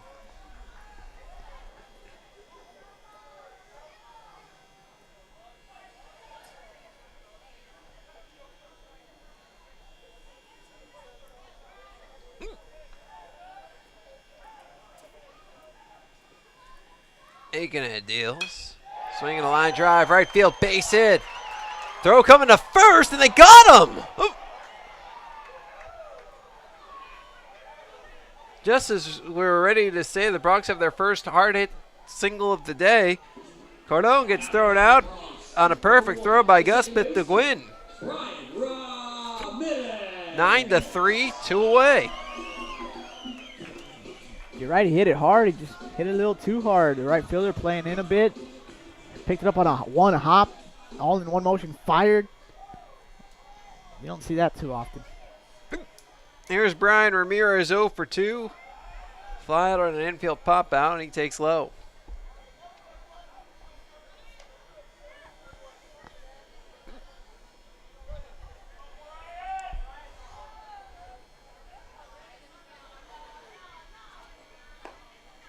Pitch a strike on the inside corner, 1-1.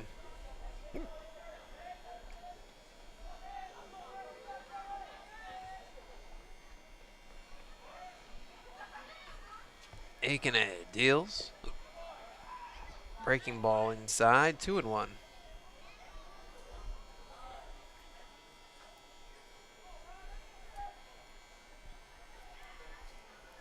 Left-hander delivers low, 3-1.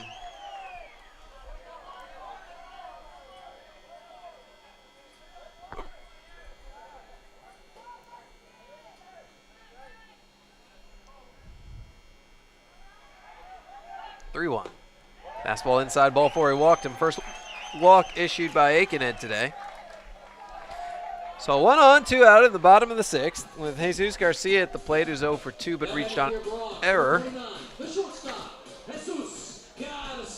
Ramirez 2 for 4 on the base paths this year, but I think this might be a pretty good time to send him. Garcia, a good contact guy. If you could get Ramirez to second, there's a chance Garcia could come up with the hit to bring him in. And based on how few hits the Bronx are getting today as it is, I wouldn't want to bank on getting 2 hits in the inning. Not the way Aikenhead's pitching.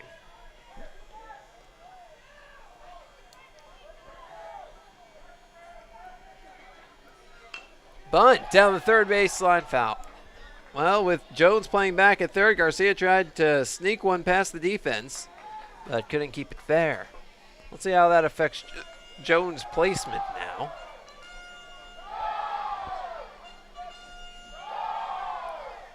He's right around the lip of the infield grass now, still in the dirt. Now he's backing back up, even with the bag. Be interesting to see if he takes a running start to try and come in. He's trying to bait Garcia into bunting again. Takes a step forward. Yeah, he's getting ready to come in. No, he doesn't. He sets his knees waiting for a ground ball, but instead the pitch misses outside and Garcia doesn't go to bunt. It's 1-1. Little cat and mouse game. The way he put his weight on his right foot, I kind of thought he was going to run forward. A swing and a miss. 1-2, and maybe Garcia thought so too, or maybe the bunt didn't work the first time, so you go swing away. Either way. Ramirez at first, 2 down in the bottom of the 6th. Bronx down 1-0. And Aikenhead throws to first. Back in, standing up is Ramirez.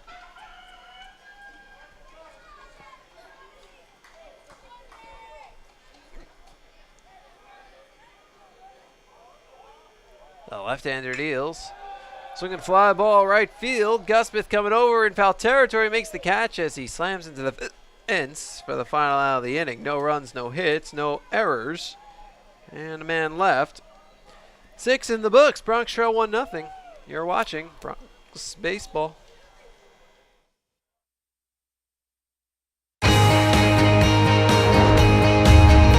Brave and bold, silver and gold. We're on a mission. Aggie up. Bronx country just got a whole lot bigger. Mighty Wolverines of UVU. Join the herd. Lopes up. Bold moves, big season, grew up.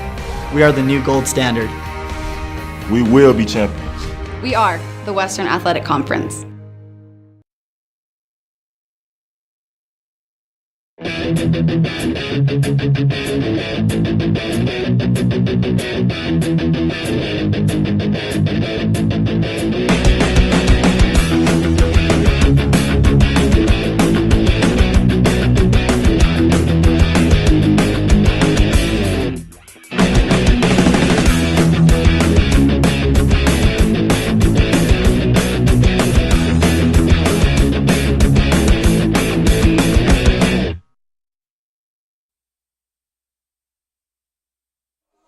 Back we are at Edinburgh Baseball Stadium. We go to the top of the 7th. Bronx down 1-0 with the play-by-player standing. Thank you, Jonah. Oscar Sine will step in and lead things off for the Roadrunners. Sam Street brings the pitch. Fastball just off the outside corner. 1-0. The Bronx trail 1-0 here in the top of the 7th. The Roadrunners with 1 run on 5 hits so far tonight as the breaking ball from Street stays outside. 2-0.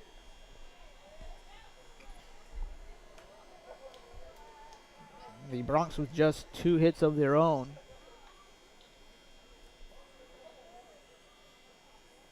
Street now brings a 2-0 hit high out towards right center field. Mason on the move. Mason will be there to make the catch. 1 away here in the top of the 7th now for Garrett Pierce. For the Roadrunners, number 20, the left fielder, Garrett Pierce. Pierce 0 for 2. Strikeout and a ground out too short.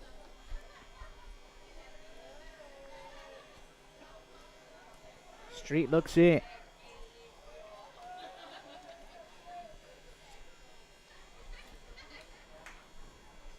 Still getting the signs from Howe. Here comes the first pitch to Pierce. That one hit high in the air out towards the right side, but that will slice out of play. And that's another GNS Glass. 0-1 the count.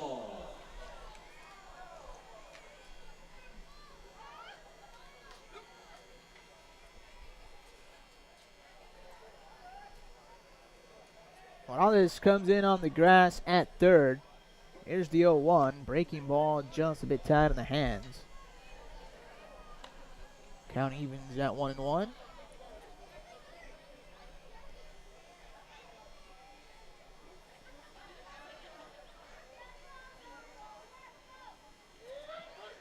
Breaking ball in there for a strike. Right on the knees.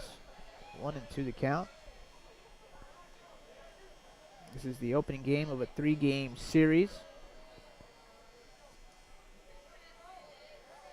Tomorrow night's ball game will be at 6 o'clock. Saturday's game will be at 1, as that one is tapped right in front of the plate. Grabbed by Howe. He fires on the first and in time. 2 away on the 2-3 put out. So now with 2 down, nobody on. That'll bring Ross Huff to the plate. He's 2 for 2, a couple of singles. He drove in the lone run of the ball game back in the 2nd. Allowed Oscar Sine to come in and score.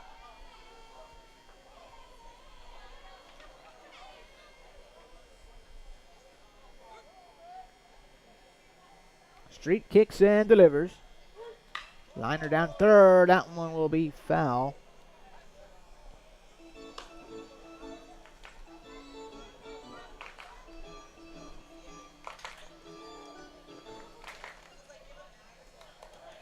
Morales takes a couple of steps to his right.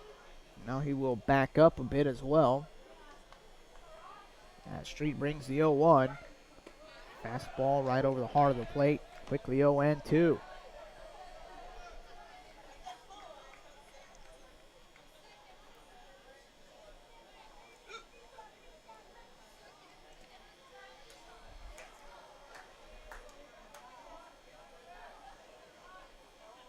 Here's the 0-2 pitch. Swing and a miss. The fastball upstairs.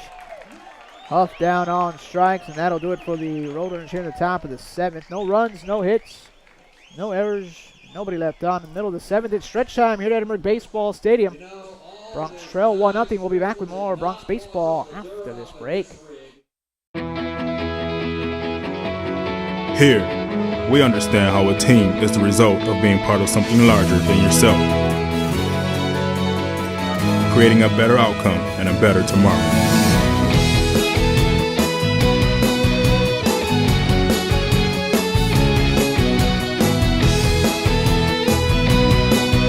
Baptist Hospital at Renaissance is proud to support the University of Texas Pan American Bronx.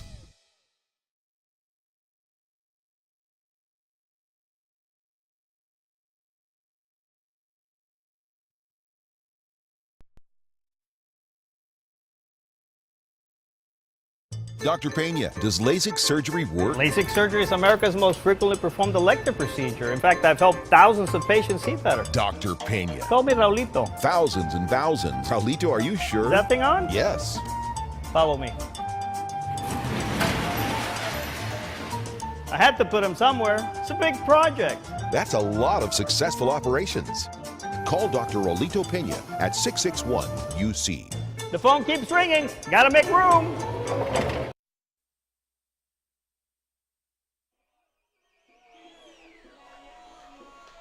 We go to the bottom of the seventh here at Edinburgh Baseball Stadium. Danny Elizondo with you here alongside Jonah Goldberg. Bronx trailing 1-0.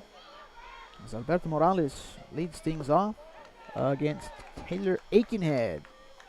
It's the first pitch to Morales. Misses low on in. Morales looks at a ball low and away. 2-0. Here's a pitch from Aikenhead. That one misses low and outside. 3 balls, no strikes.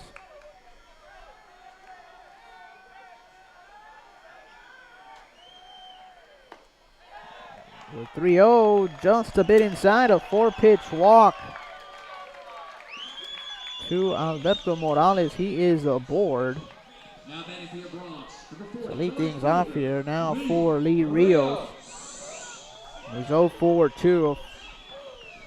Foul fly out to the first baseman, then he flied out to center. Rios looks down to Coach Ventrana at third. You got to be expecting a bunt here.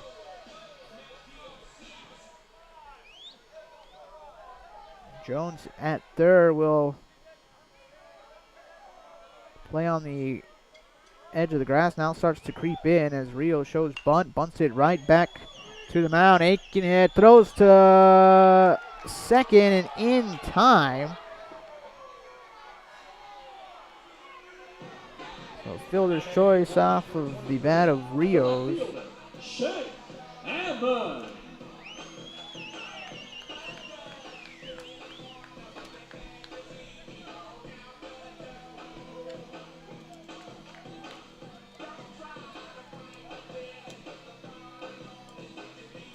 So now Shane Ammon will step in. Runner at first and 1 away.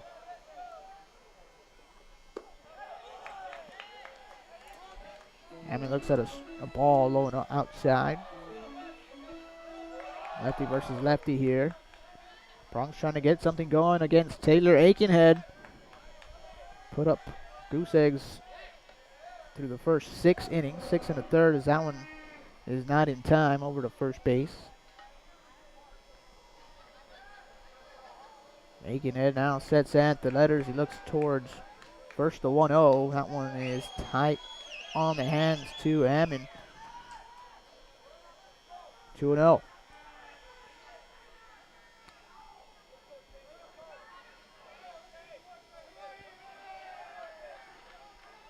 Rios takes his lead off of first. Here's the pitch to Ammon. That one's low and outside. 3 balls, no strikes.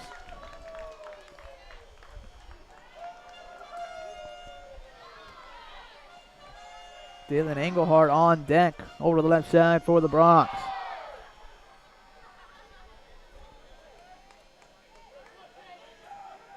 The 3-0 pitch. Ball 4 under the knees. Ammon is aboard. Rios will go over to second. Now a couple of runners on for Dylan Engelhardt. He's 0-for-2. A base hit could mean a run for the Bronx. Rios with some speed out at second base.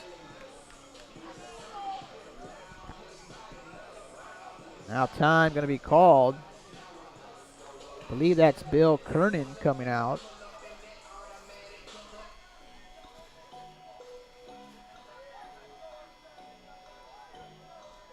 The bullpen just starting to work out there for the Roadrunners.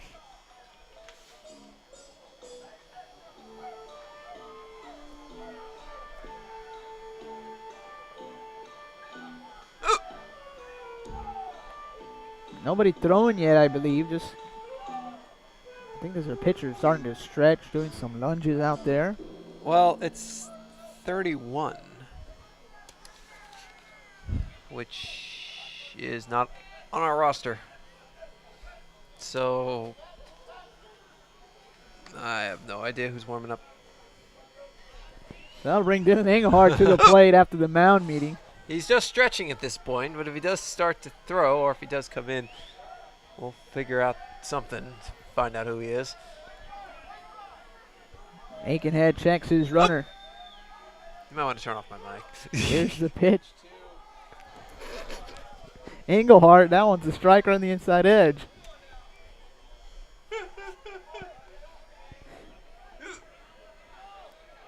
Runners take their leads.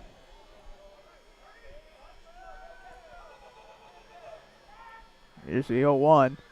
Swing and a miss right over the top of the breaking ball. Quickly 0-2. And if you're Engelhardt, you want to sit on that breaking ball, try to go the other way.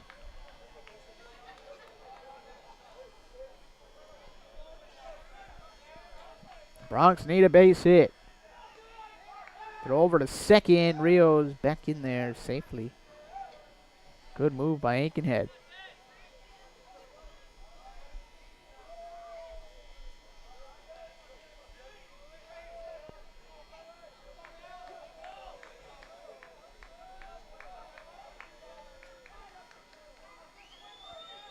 Here's the 0-2. Fastball stays outside. 1-2 the count.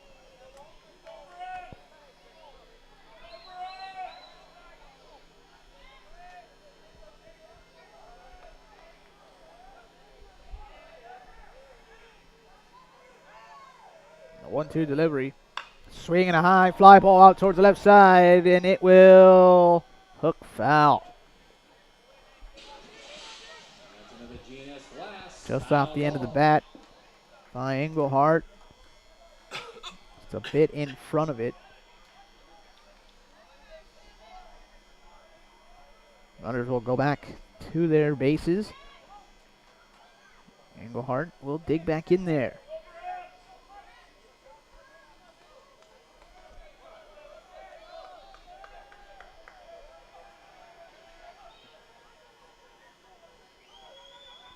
Spin move towards second again. Not in time. Rios back in there safely.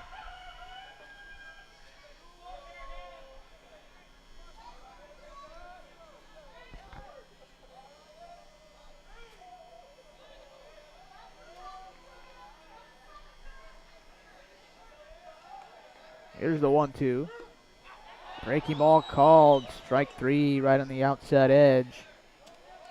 Engelhardt down on strikes. 2 down now for Evan Mason. That's 6 strikeouts for Aikenhead. The center fielder, Evan Mason. As Evan Mason digs in, he's 0-4-2, a strikeout and a fielder's choice. Aikenhead steps off, looks his runners back to their bags. Here's the pitch to Mason. Fastball called a strike on the outside corner.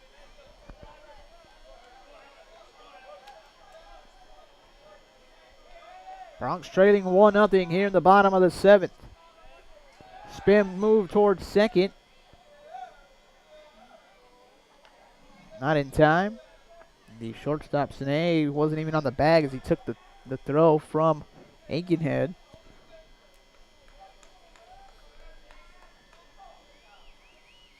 Aikenhead steps off.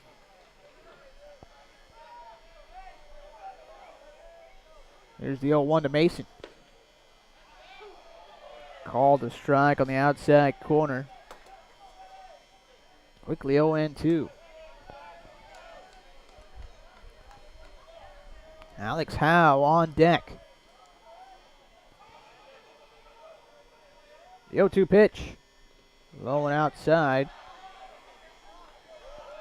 Ball and 2 strikes, and if the Bronx, you want Howe to come up in this inning.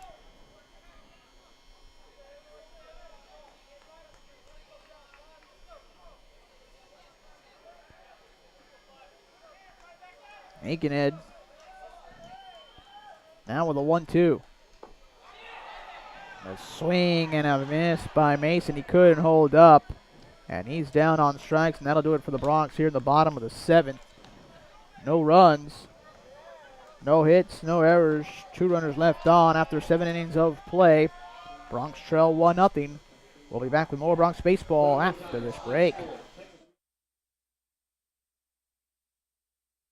It's the Red Tax Sales event at South Texas Buick GMC. Come in today and claim your Red Tax cash on just about all of our Buick and GMC inventory. It's the Red Tax Sales event at South Texas Buick GMC. Not the biggest, just the best.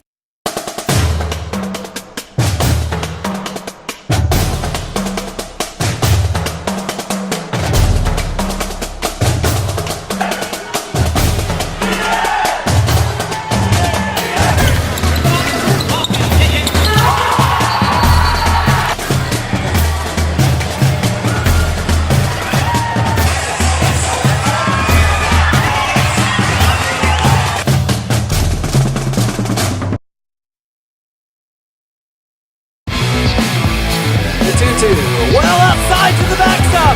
Everybody running. Rio scores the tying run. Swinging a liner past the third baseman into left field. A base hit. Bronx win. Bronx win. Bronx win.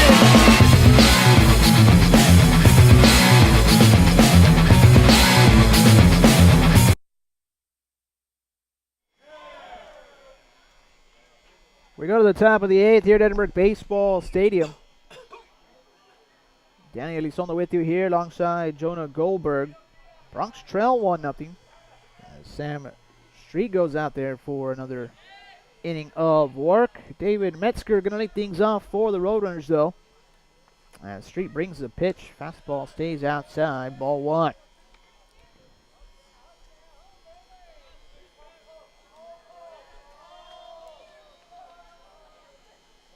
Metzger 0-for-1 tonight. Grounded out to second back in the 2nd inning, and then dropped down a sacrifice bunt in the 5th. Here's the 0-1. A fastball splits the plate in 2. On the count, evens at a ball and a strike.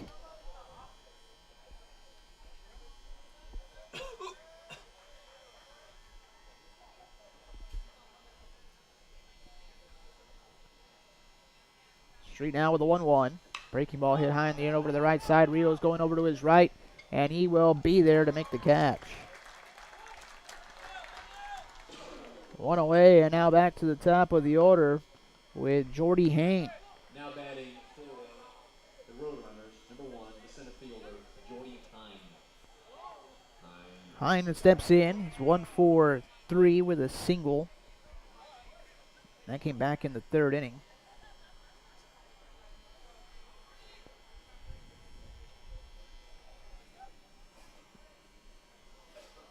Here's the pitch to Hine. The breaking ball misses low and away. 1-0. Morales was in on the grass at 3rd and took a couple steps back after that first pitch. Here's the 1-0 from Street. Fastball tied on that lead elbow. 2-0 the count.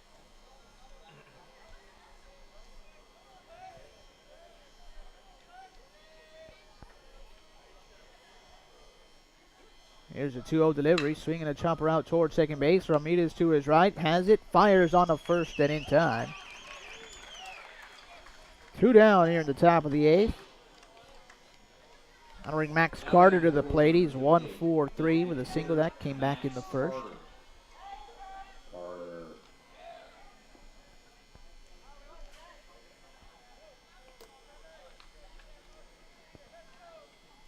Carter digs in, nobody on, 2 outs.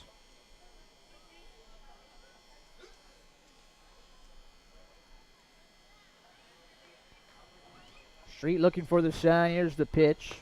Fastball around the outside edge.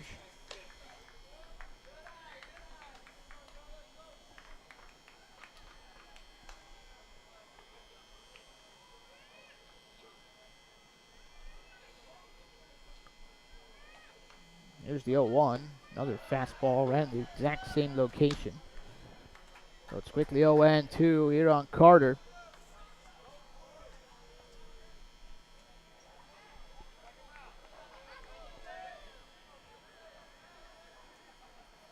Street brings the pitch. Another fastball, this one out towards right field. And Rios makes the catch. And that'll do it for the Roadrunners here in the top of the 8th. No runs, no hits, no errors, and nobody left on in the middle of the 8th. Bronx trail 1-0. We'll be back with more Bronx baseball after this break. They are the dreamers and the promise of the future. They are the hope who will lead us to tomorrow. They are the givers who have the passion to serve. They are the visionaries who will celebrate discovery. They will make a difference. They will change South Texas.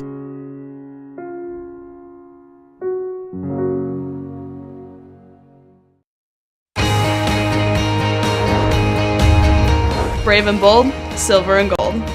We're on a mission. Aggie up. Bronx Country just got a whole lot bigger. Mighty Wolverines of UVU. Join the herd. Lopes up.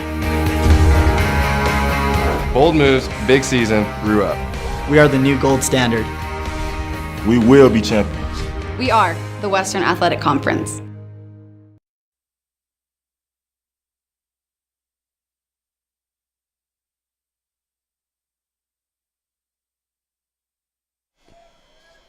We go to the bottom of the 8th here at Edinburgh Baseball Stadium. Danny Elizondo with you here, alongside Jonah Goldberg. Alex Howe going to lead things off. Let's see, first pitch to him is a strike on the outside corner. Taylor Aikenhead going into his 8th inning of work. Here's the 0-1 from the lefty. Breaking ball in on the knees. Quickly 0-2. The bullpen for the Roadrunners in motion here as the pitch is outside to Howe. 1 ball, 2 strikes. A couple of right-handers. The 1-2 is low and away. 2-2 the count.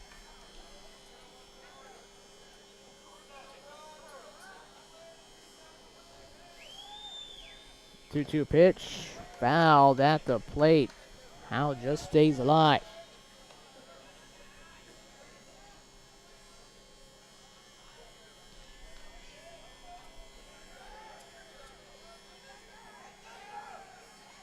The 2-2 pitch, swinging a liner out towards the right side. In comes Gusbith, and he is there to make the catch. 1 down. Now batting for your Bronx, number 26, the first baseman. That'll bring Edgar Cordon to the plate. Cordon 0-for-3. Couple of strikeouts. Looked like he had a base hit in the 6th, but the right fielder Gusbith was playing pretty shallow. Threw him out at first on the 9-3 as Cordon looks at a strike on the outside corner. Warming up now in the CSU Bakersfield bullpen, Solomon Williams and Max Carter. Here's the 0-1. Off speed stays high. And the count evens at a ball and a strike. Aikenhead with the 1-1. Off speed in there for strike 2. 1-2 the count. Here's the 1-2 pitch. Fouled back into the screen. So Cordon stays alive here. Brian Ramirez on deck for the Bronx. The 1-2 pitch. Fastball low. 2-2. Aikenhead at 111 pitches as that one is hit high in the air out towards left field. Pierce coming in. Still coming in, and he's there to make the catch. 2 away. Now batting for your Bronx, number 1, the second baseman, So Brian Ramirez will step in. He's 0-for-2 with a walk tonight.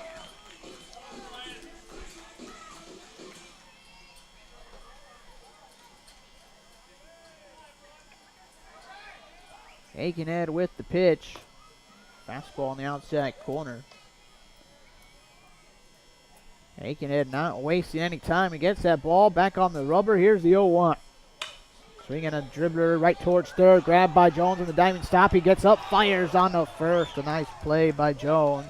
And that'll do it for the Bronx here in the bottom of the 8th. No runs, no hits, no errors, nobody left on. After 8 innings of play, the Bronx trail 1-0. We'll be back with more Bronx baseball after this break.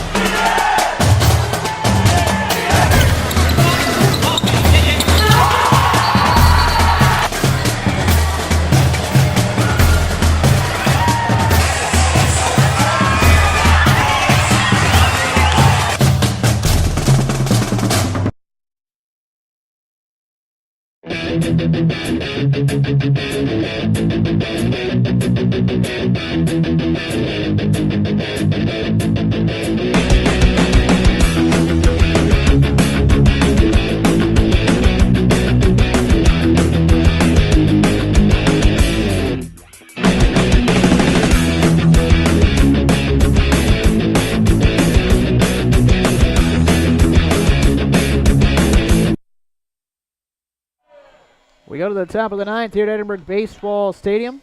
Danny Elizondo alongside Jonah Goldberg, and with the play-by-play, here's Jonah. Why, thank you, Danny. Part of the order for the Roadrunners, 3-4-5 against Sam Street. And first pitch swing, Chase Guspeth chops one foul to the left. That was pitch number 94, strike number 64, or 95 and 65, I should say, by Sam Street. Guspeth 0 for 3. In fact, 3-4-5 in the order. They're 0 for 9. The only run came in the second. Pitch hit on the ground right side. Ramirez to his left field, and sidearms to first for the out. When the number 6 batter, Oscar Sene singled, stole second, and scored on a RBI single by the 8th hitter, Ross Huff. The first baseman, Alan Gwynn. Taylor Aikenhead more than equal to the task. He has pitched a beaut, 8 innings, just 2 infield singles, a pair of walks, 7 strikeouts.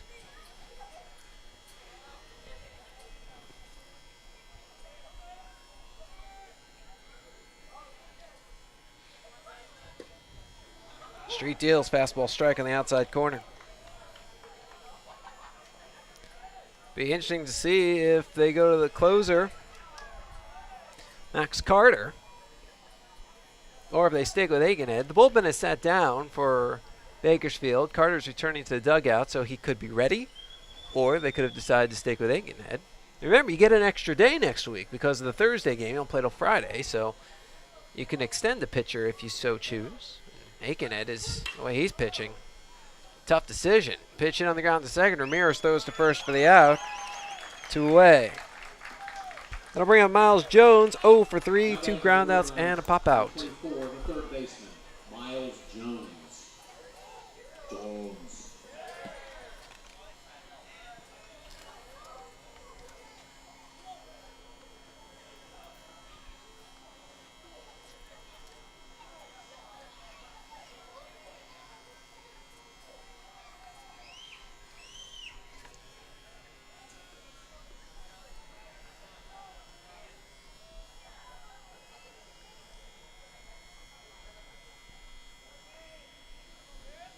Street deals. Fastball, strike on the outside corner. Next pitch will be number 100.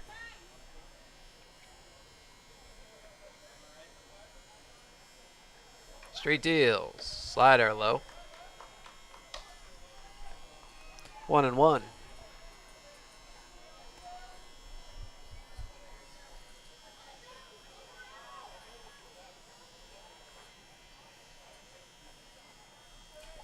Street steps back, kicks, and fires. Fastball line down the left field line, foul.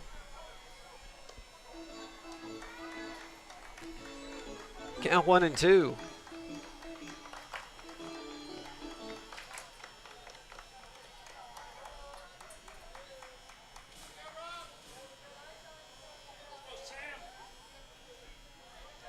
Street comes set, kicks, reaches back and deals. Fastball reached out for and poked to short, off the glove of a leaping Garcia. And safe at second on the E6 is Jones. Now batting for the Roadrunners, number 2, the shortstop, Oscar Sinai. Here's Oscar Sinai. 1 for 3, Singleton scored in the second.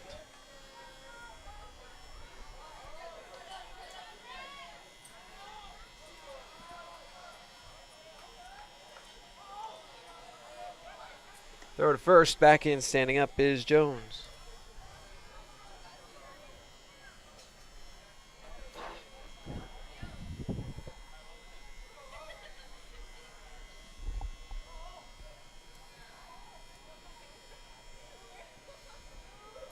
Street deals, slider, strike in the outside corner. 0-1. Street looking for his NCAA leading 7th complete game. He's just hoping that his team can get him a couple of runs in the bottom of the 9th.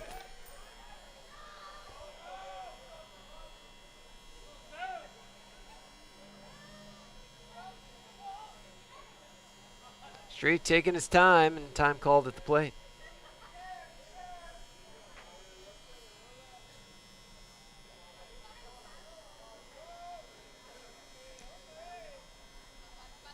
As the right-hander deals, fastball outside. 1-1.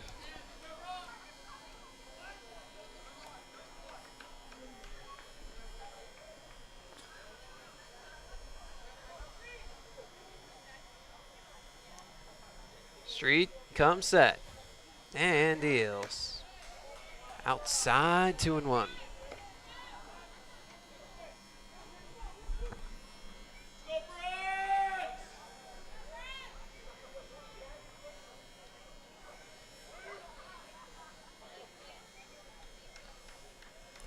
The 2-1. Slider misses high. 3-1.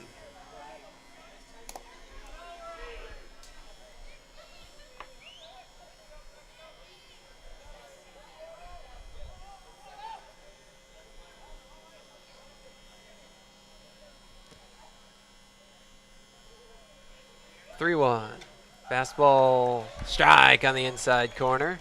3-2. Well, that releases Jones from first. He'll be off with the pitch. 2 outs in the top of the 9th. Bronx down 1-0.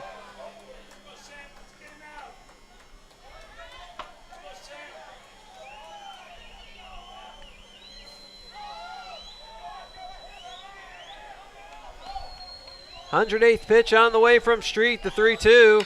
Slider hitting the air out towards left. Amin is right there to make the catch. And that's your inning. Well, that's 9 innings in the books for Street. Could be his 7th complete game. But he's hoping for some runs. Bronx down 1-0 at the end of 8.5. This is Bronx Baseball.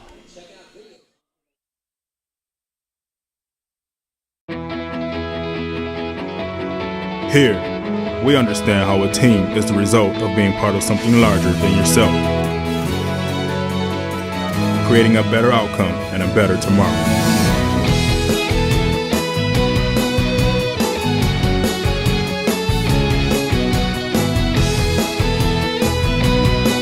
Doctors Hospital Renaissance is proud to support the University of Texas Pan American Bronx.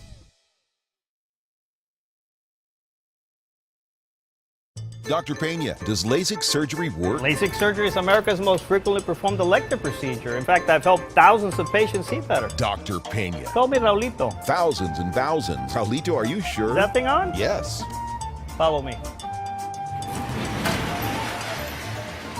I had to put him somewhere. It's a big project. That's a lot of successful operations.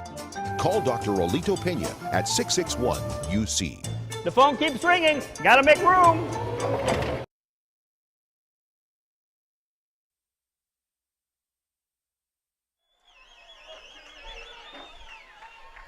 Back at Edinburgh Baseball Stadium alongside Danny Elizondo.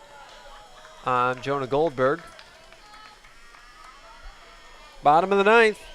Last chance for the Bronx. They're down 1-0, and Jesus Garcia leads off.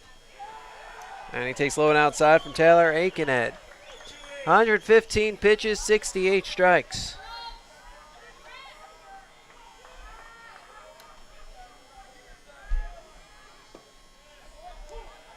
There's strike one. Garcia 0 for 3. He has reached on an error. Aikenhead looking for his second complete game of the season.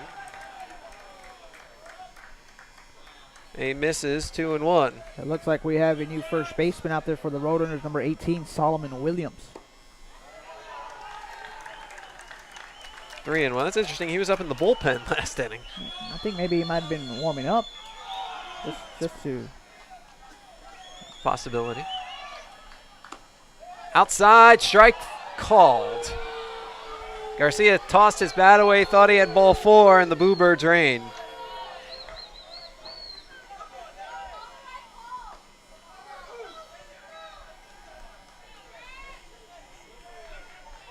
It'll be a 3-2 to Garcia. Aikenhead deals, swing, there's a line drive out towards right field. Gusbeth is there to make the catch. And he dropped the ball! Tying run is on base!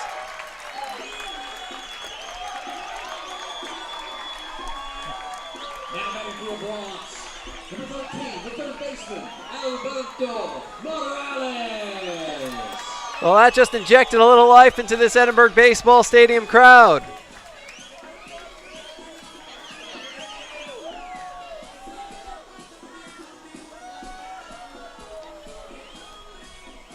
Here's Alberto Morales. He's the winning run at the plate. Morales is 0 for 2 with a walk. Led the Bronx with 8 homers last year. Has 2 so far this year. Been swinging a pretty good bat recently. Last 4 games, 3 doubles. Throw to first. Back in standing up Garcia. Well, the bullpen starts up again for Bakersfield. Aikenhead deals. Swing and a fly ball out towards center field, carrying fairly well. Hind back, he'll make the catch for out number 1. Hind was playing pretty shallow, huh? He was. The wind, though, blowing in. It's going to knock that ball down, allowed him enough time to get back to that ball. Morales gave it a ride, but to the wrong part of the park.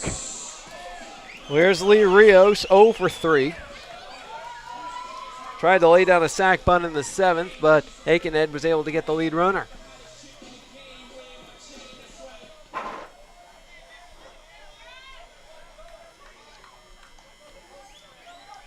Garcia with good wheels leads from first. There's the pitch. Breaking ball, strike.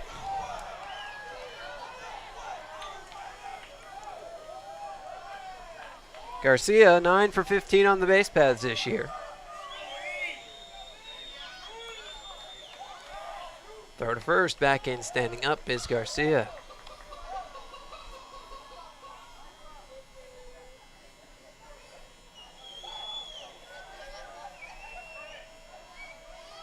Throw to first. Back in standing up is Rios.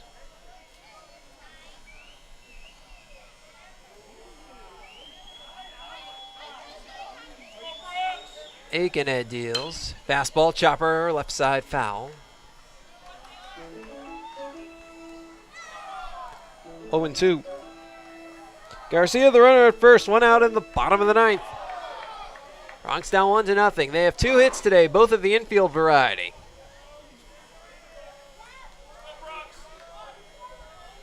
Rios, 1 home run this year. Throw to first. Back in, standing up is Garcia. It was in his first start of the season. That was against Arlington Baptist. First pitch he saw. Hit it into the left field bullpen for his first career home run. 0-2. Swing, and there's a hard line drive down the left field line. Fair ball, base hit. On to second Garcia. He makes the aggressive turn for third. The throw, not in time, and Rios goes to second. The winning run is in scoring position. The tying run is 90 feet away.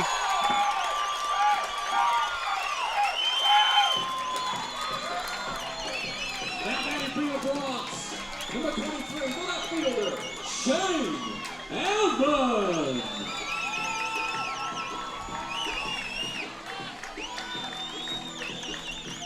Not only is the tying run 90 feet away, but the winning run in scoring position where a base hit could end it.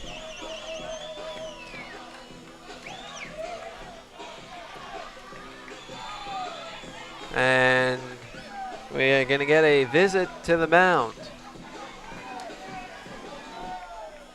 Aikenhead has pitched very well today, but in a jam, second and third with one out in the bottom of the ninth. A base hit can end it.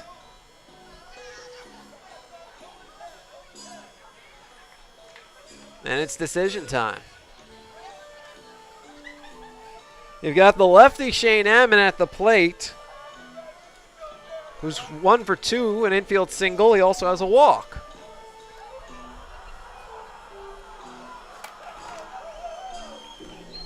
Ammon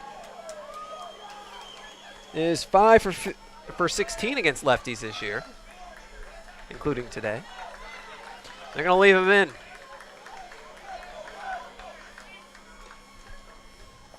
That is Max Carter warming up in the bullpen for the Roadrunners. So a dropped fly ball, a double, and it's second and third, one out in the bottom of the ninth. And a base hit can end it. Infield comes in. They're going to pitch to Ammon, it appears. And Aikenhead deals well outside. Blocked by Huff. Now you could walk Ammon. His run doesn't mean anything. You set up the double play and the force at every base. And they could be doing an intentional, unintentional walk. The idea being that if Ammon's willing to expand his strike zone, go for it. Otherwise, take 4 balls. Or they could go after him because it's lefty on lefty. Aikenhead steps off. Now back on. Ammon ready to go. The 1-0. Outside and low, 2-0. Dylan Engelhardt waiting on deck.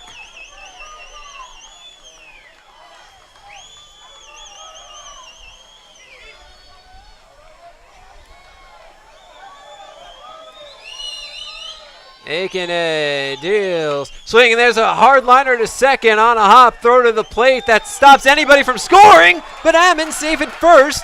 And a fake throw to second. There's nobody there. Infield single. I don't know what else you could score that. Call the fielder's choice. They did come to the plate. That's true. Now batting for the Bronx, number 7, the designated hitter, Dylan Engelhardt. Well, however you scored, it's bookkeeping. The bases are loaded with 1 out.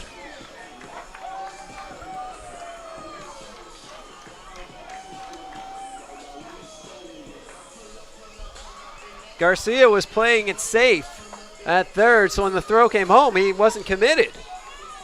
There was no chance of the throw at first. Ammon's too fast. Rios was pretty far off the bag at second, but nobody was covering, so there was no play, nowhere for Huff to throw it. So an error or double, a fielder's choice. Base is full of Bronx with 1 out in the bottom of the ninth. A base hit can win it for UTPA. Here's Dylan Engelhardt. .333 against lefties this year, although 0 for 3 today. Ground out and a pair of strikeouts. But now he's seen Aikenhead 3 times. The pitch, swing, and a weak grounder back to the mound. Aikenhead throws to the plate for 1. No relay.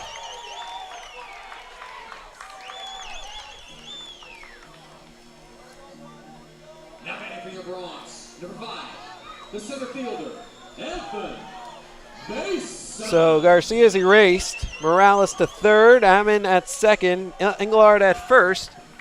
Evan Mason, the scheduled hitter, but lefty on lefty, they're going to pinch hit with Blake Thomas.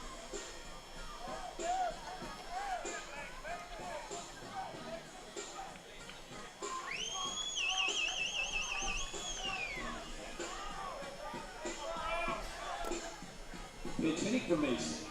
Number 11, Blake Thomas. Thomas is at 204, 10 for 49, 3 doubles and an RBI. He's 5 for 15, 333 in WAC play, and 5 for 14, 357 against lefties this year.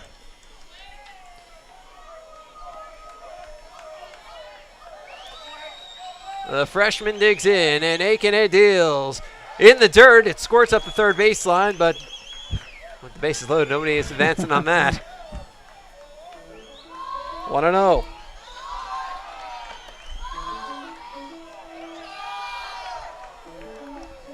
The next pitch for Aikenhead will be 130th of the night.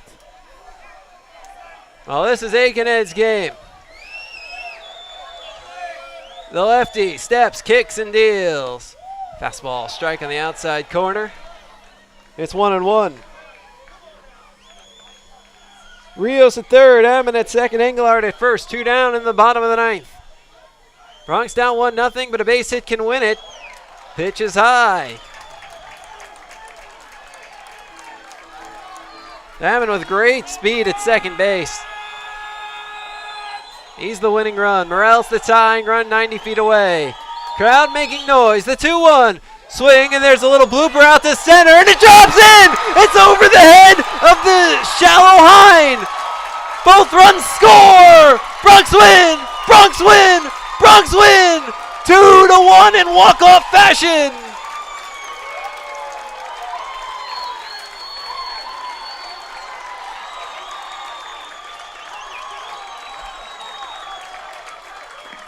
And that's your ball game, everybody. Walk off. 2-1 victory for your UTPA Bronx. Your final. UTPA 2. The Bakersfield Roadrunners 1. Well, the Bronx couldn't get anything across all game. And, you know, we talked about it just a little earlier about how Jordy Hine was playing shallow on Morales' fly ball. He had to go back pretty far for that. And still shallow for Thomas with the wind blowing in, and Thomas got it over Hines' head. If Hines playing a normal center field, that's an out. That's the game. Don't blame him. This is where he's positioned. Thomas, the hero here. The Bronx pick up the 2-1 walk-off win.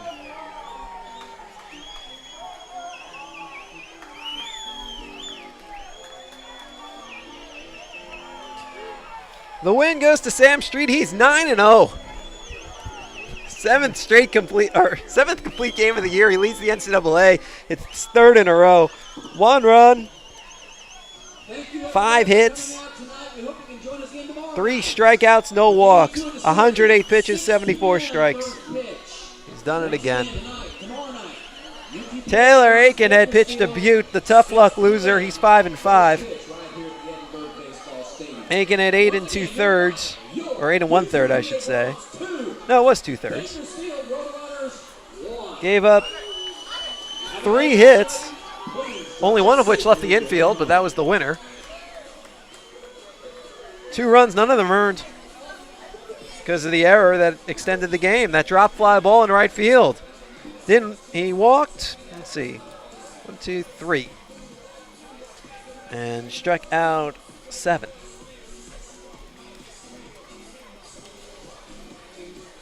Recapping the scoring for you, Bakersfield got their run in the second on an RBI single by Ross Huff. 2 outs in the bottom of the ninth. Blake Thomas, the walk-off 2-run single. 2-1 Bronx, your final score. Roadrunners, 1 run, 5 hits, 2 errors. They left 3. Bronx, 2 runs, 4 hits, 1 error. They left 6. Time in the game, 2 hours and 18 minutes. A scene in front of a crowd of 534. Danny, your player of the game. Gonna go with Blake Thomas. Comes up with a big 2-run hit to give the Bronx the victory. Without him, Sam Street would have been tagged with his first loss of the season. So Thomas, player of the game. Well, the Bronx improve to 16-23. They're 6-7 in WAC play. The Roadrunners fall to 14-21. They're 7-6 in WAC play. Bronx and Roadrunners will do it again tomorrow. 6 o'clock start, 5:50 pregame. Blake English will take the mound for the Bronx. You can catch all the action right here on 956sports.com as English faces off against Stephen G. But that'll do it for us from Edinburgh Baseball Stadium. I'd like to thank everybody out there for tuning in. It's been a presentation of Bronx Baseball. For more information, log on UTPABronx.com. Want to reach us, send an email, contact info on the website under Inside Athletics. Click on Staff Directory. But for now, for Jim Bob Sides running the camera, my partner in crime, Danny Elizondo, and Jack Fallow, wherever you are, this is Jonah Goldberg saying good night from Edinburgh Baseball Stadium. Bronx win, Bronx win. Oh, the Bronx win. 2-1.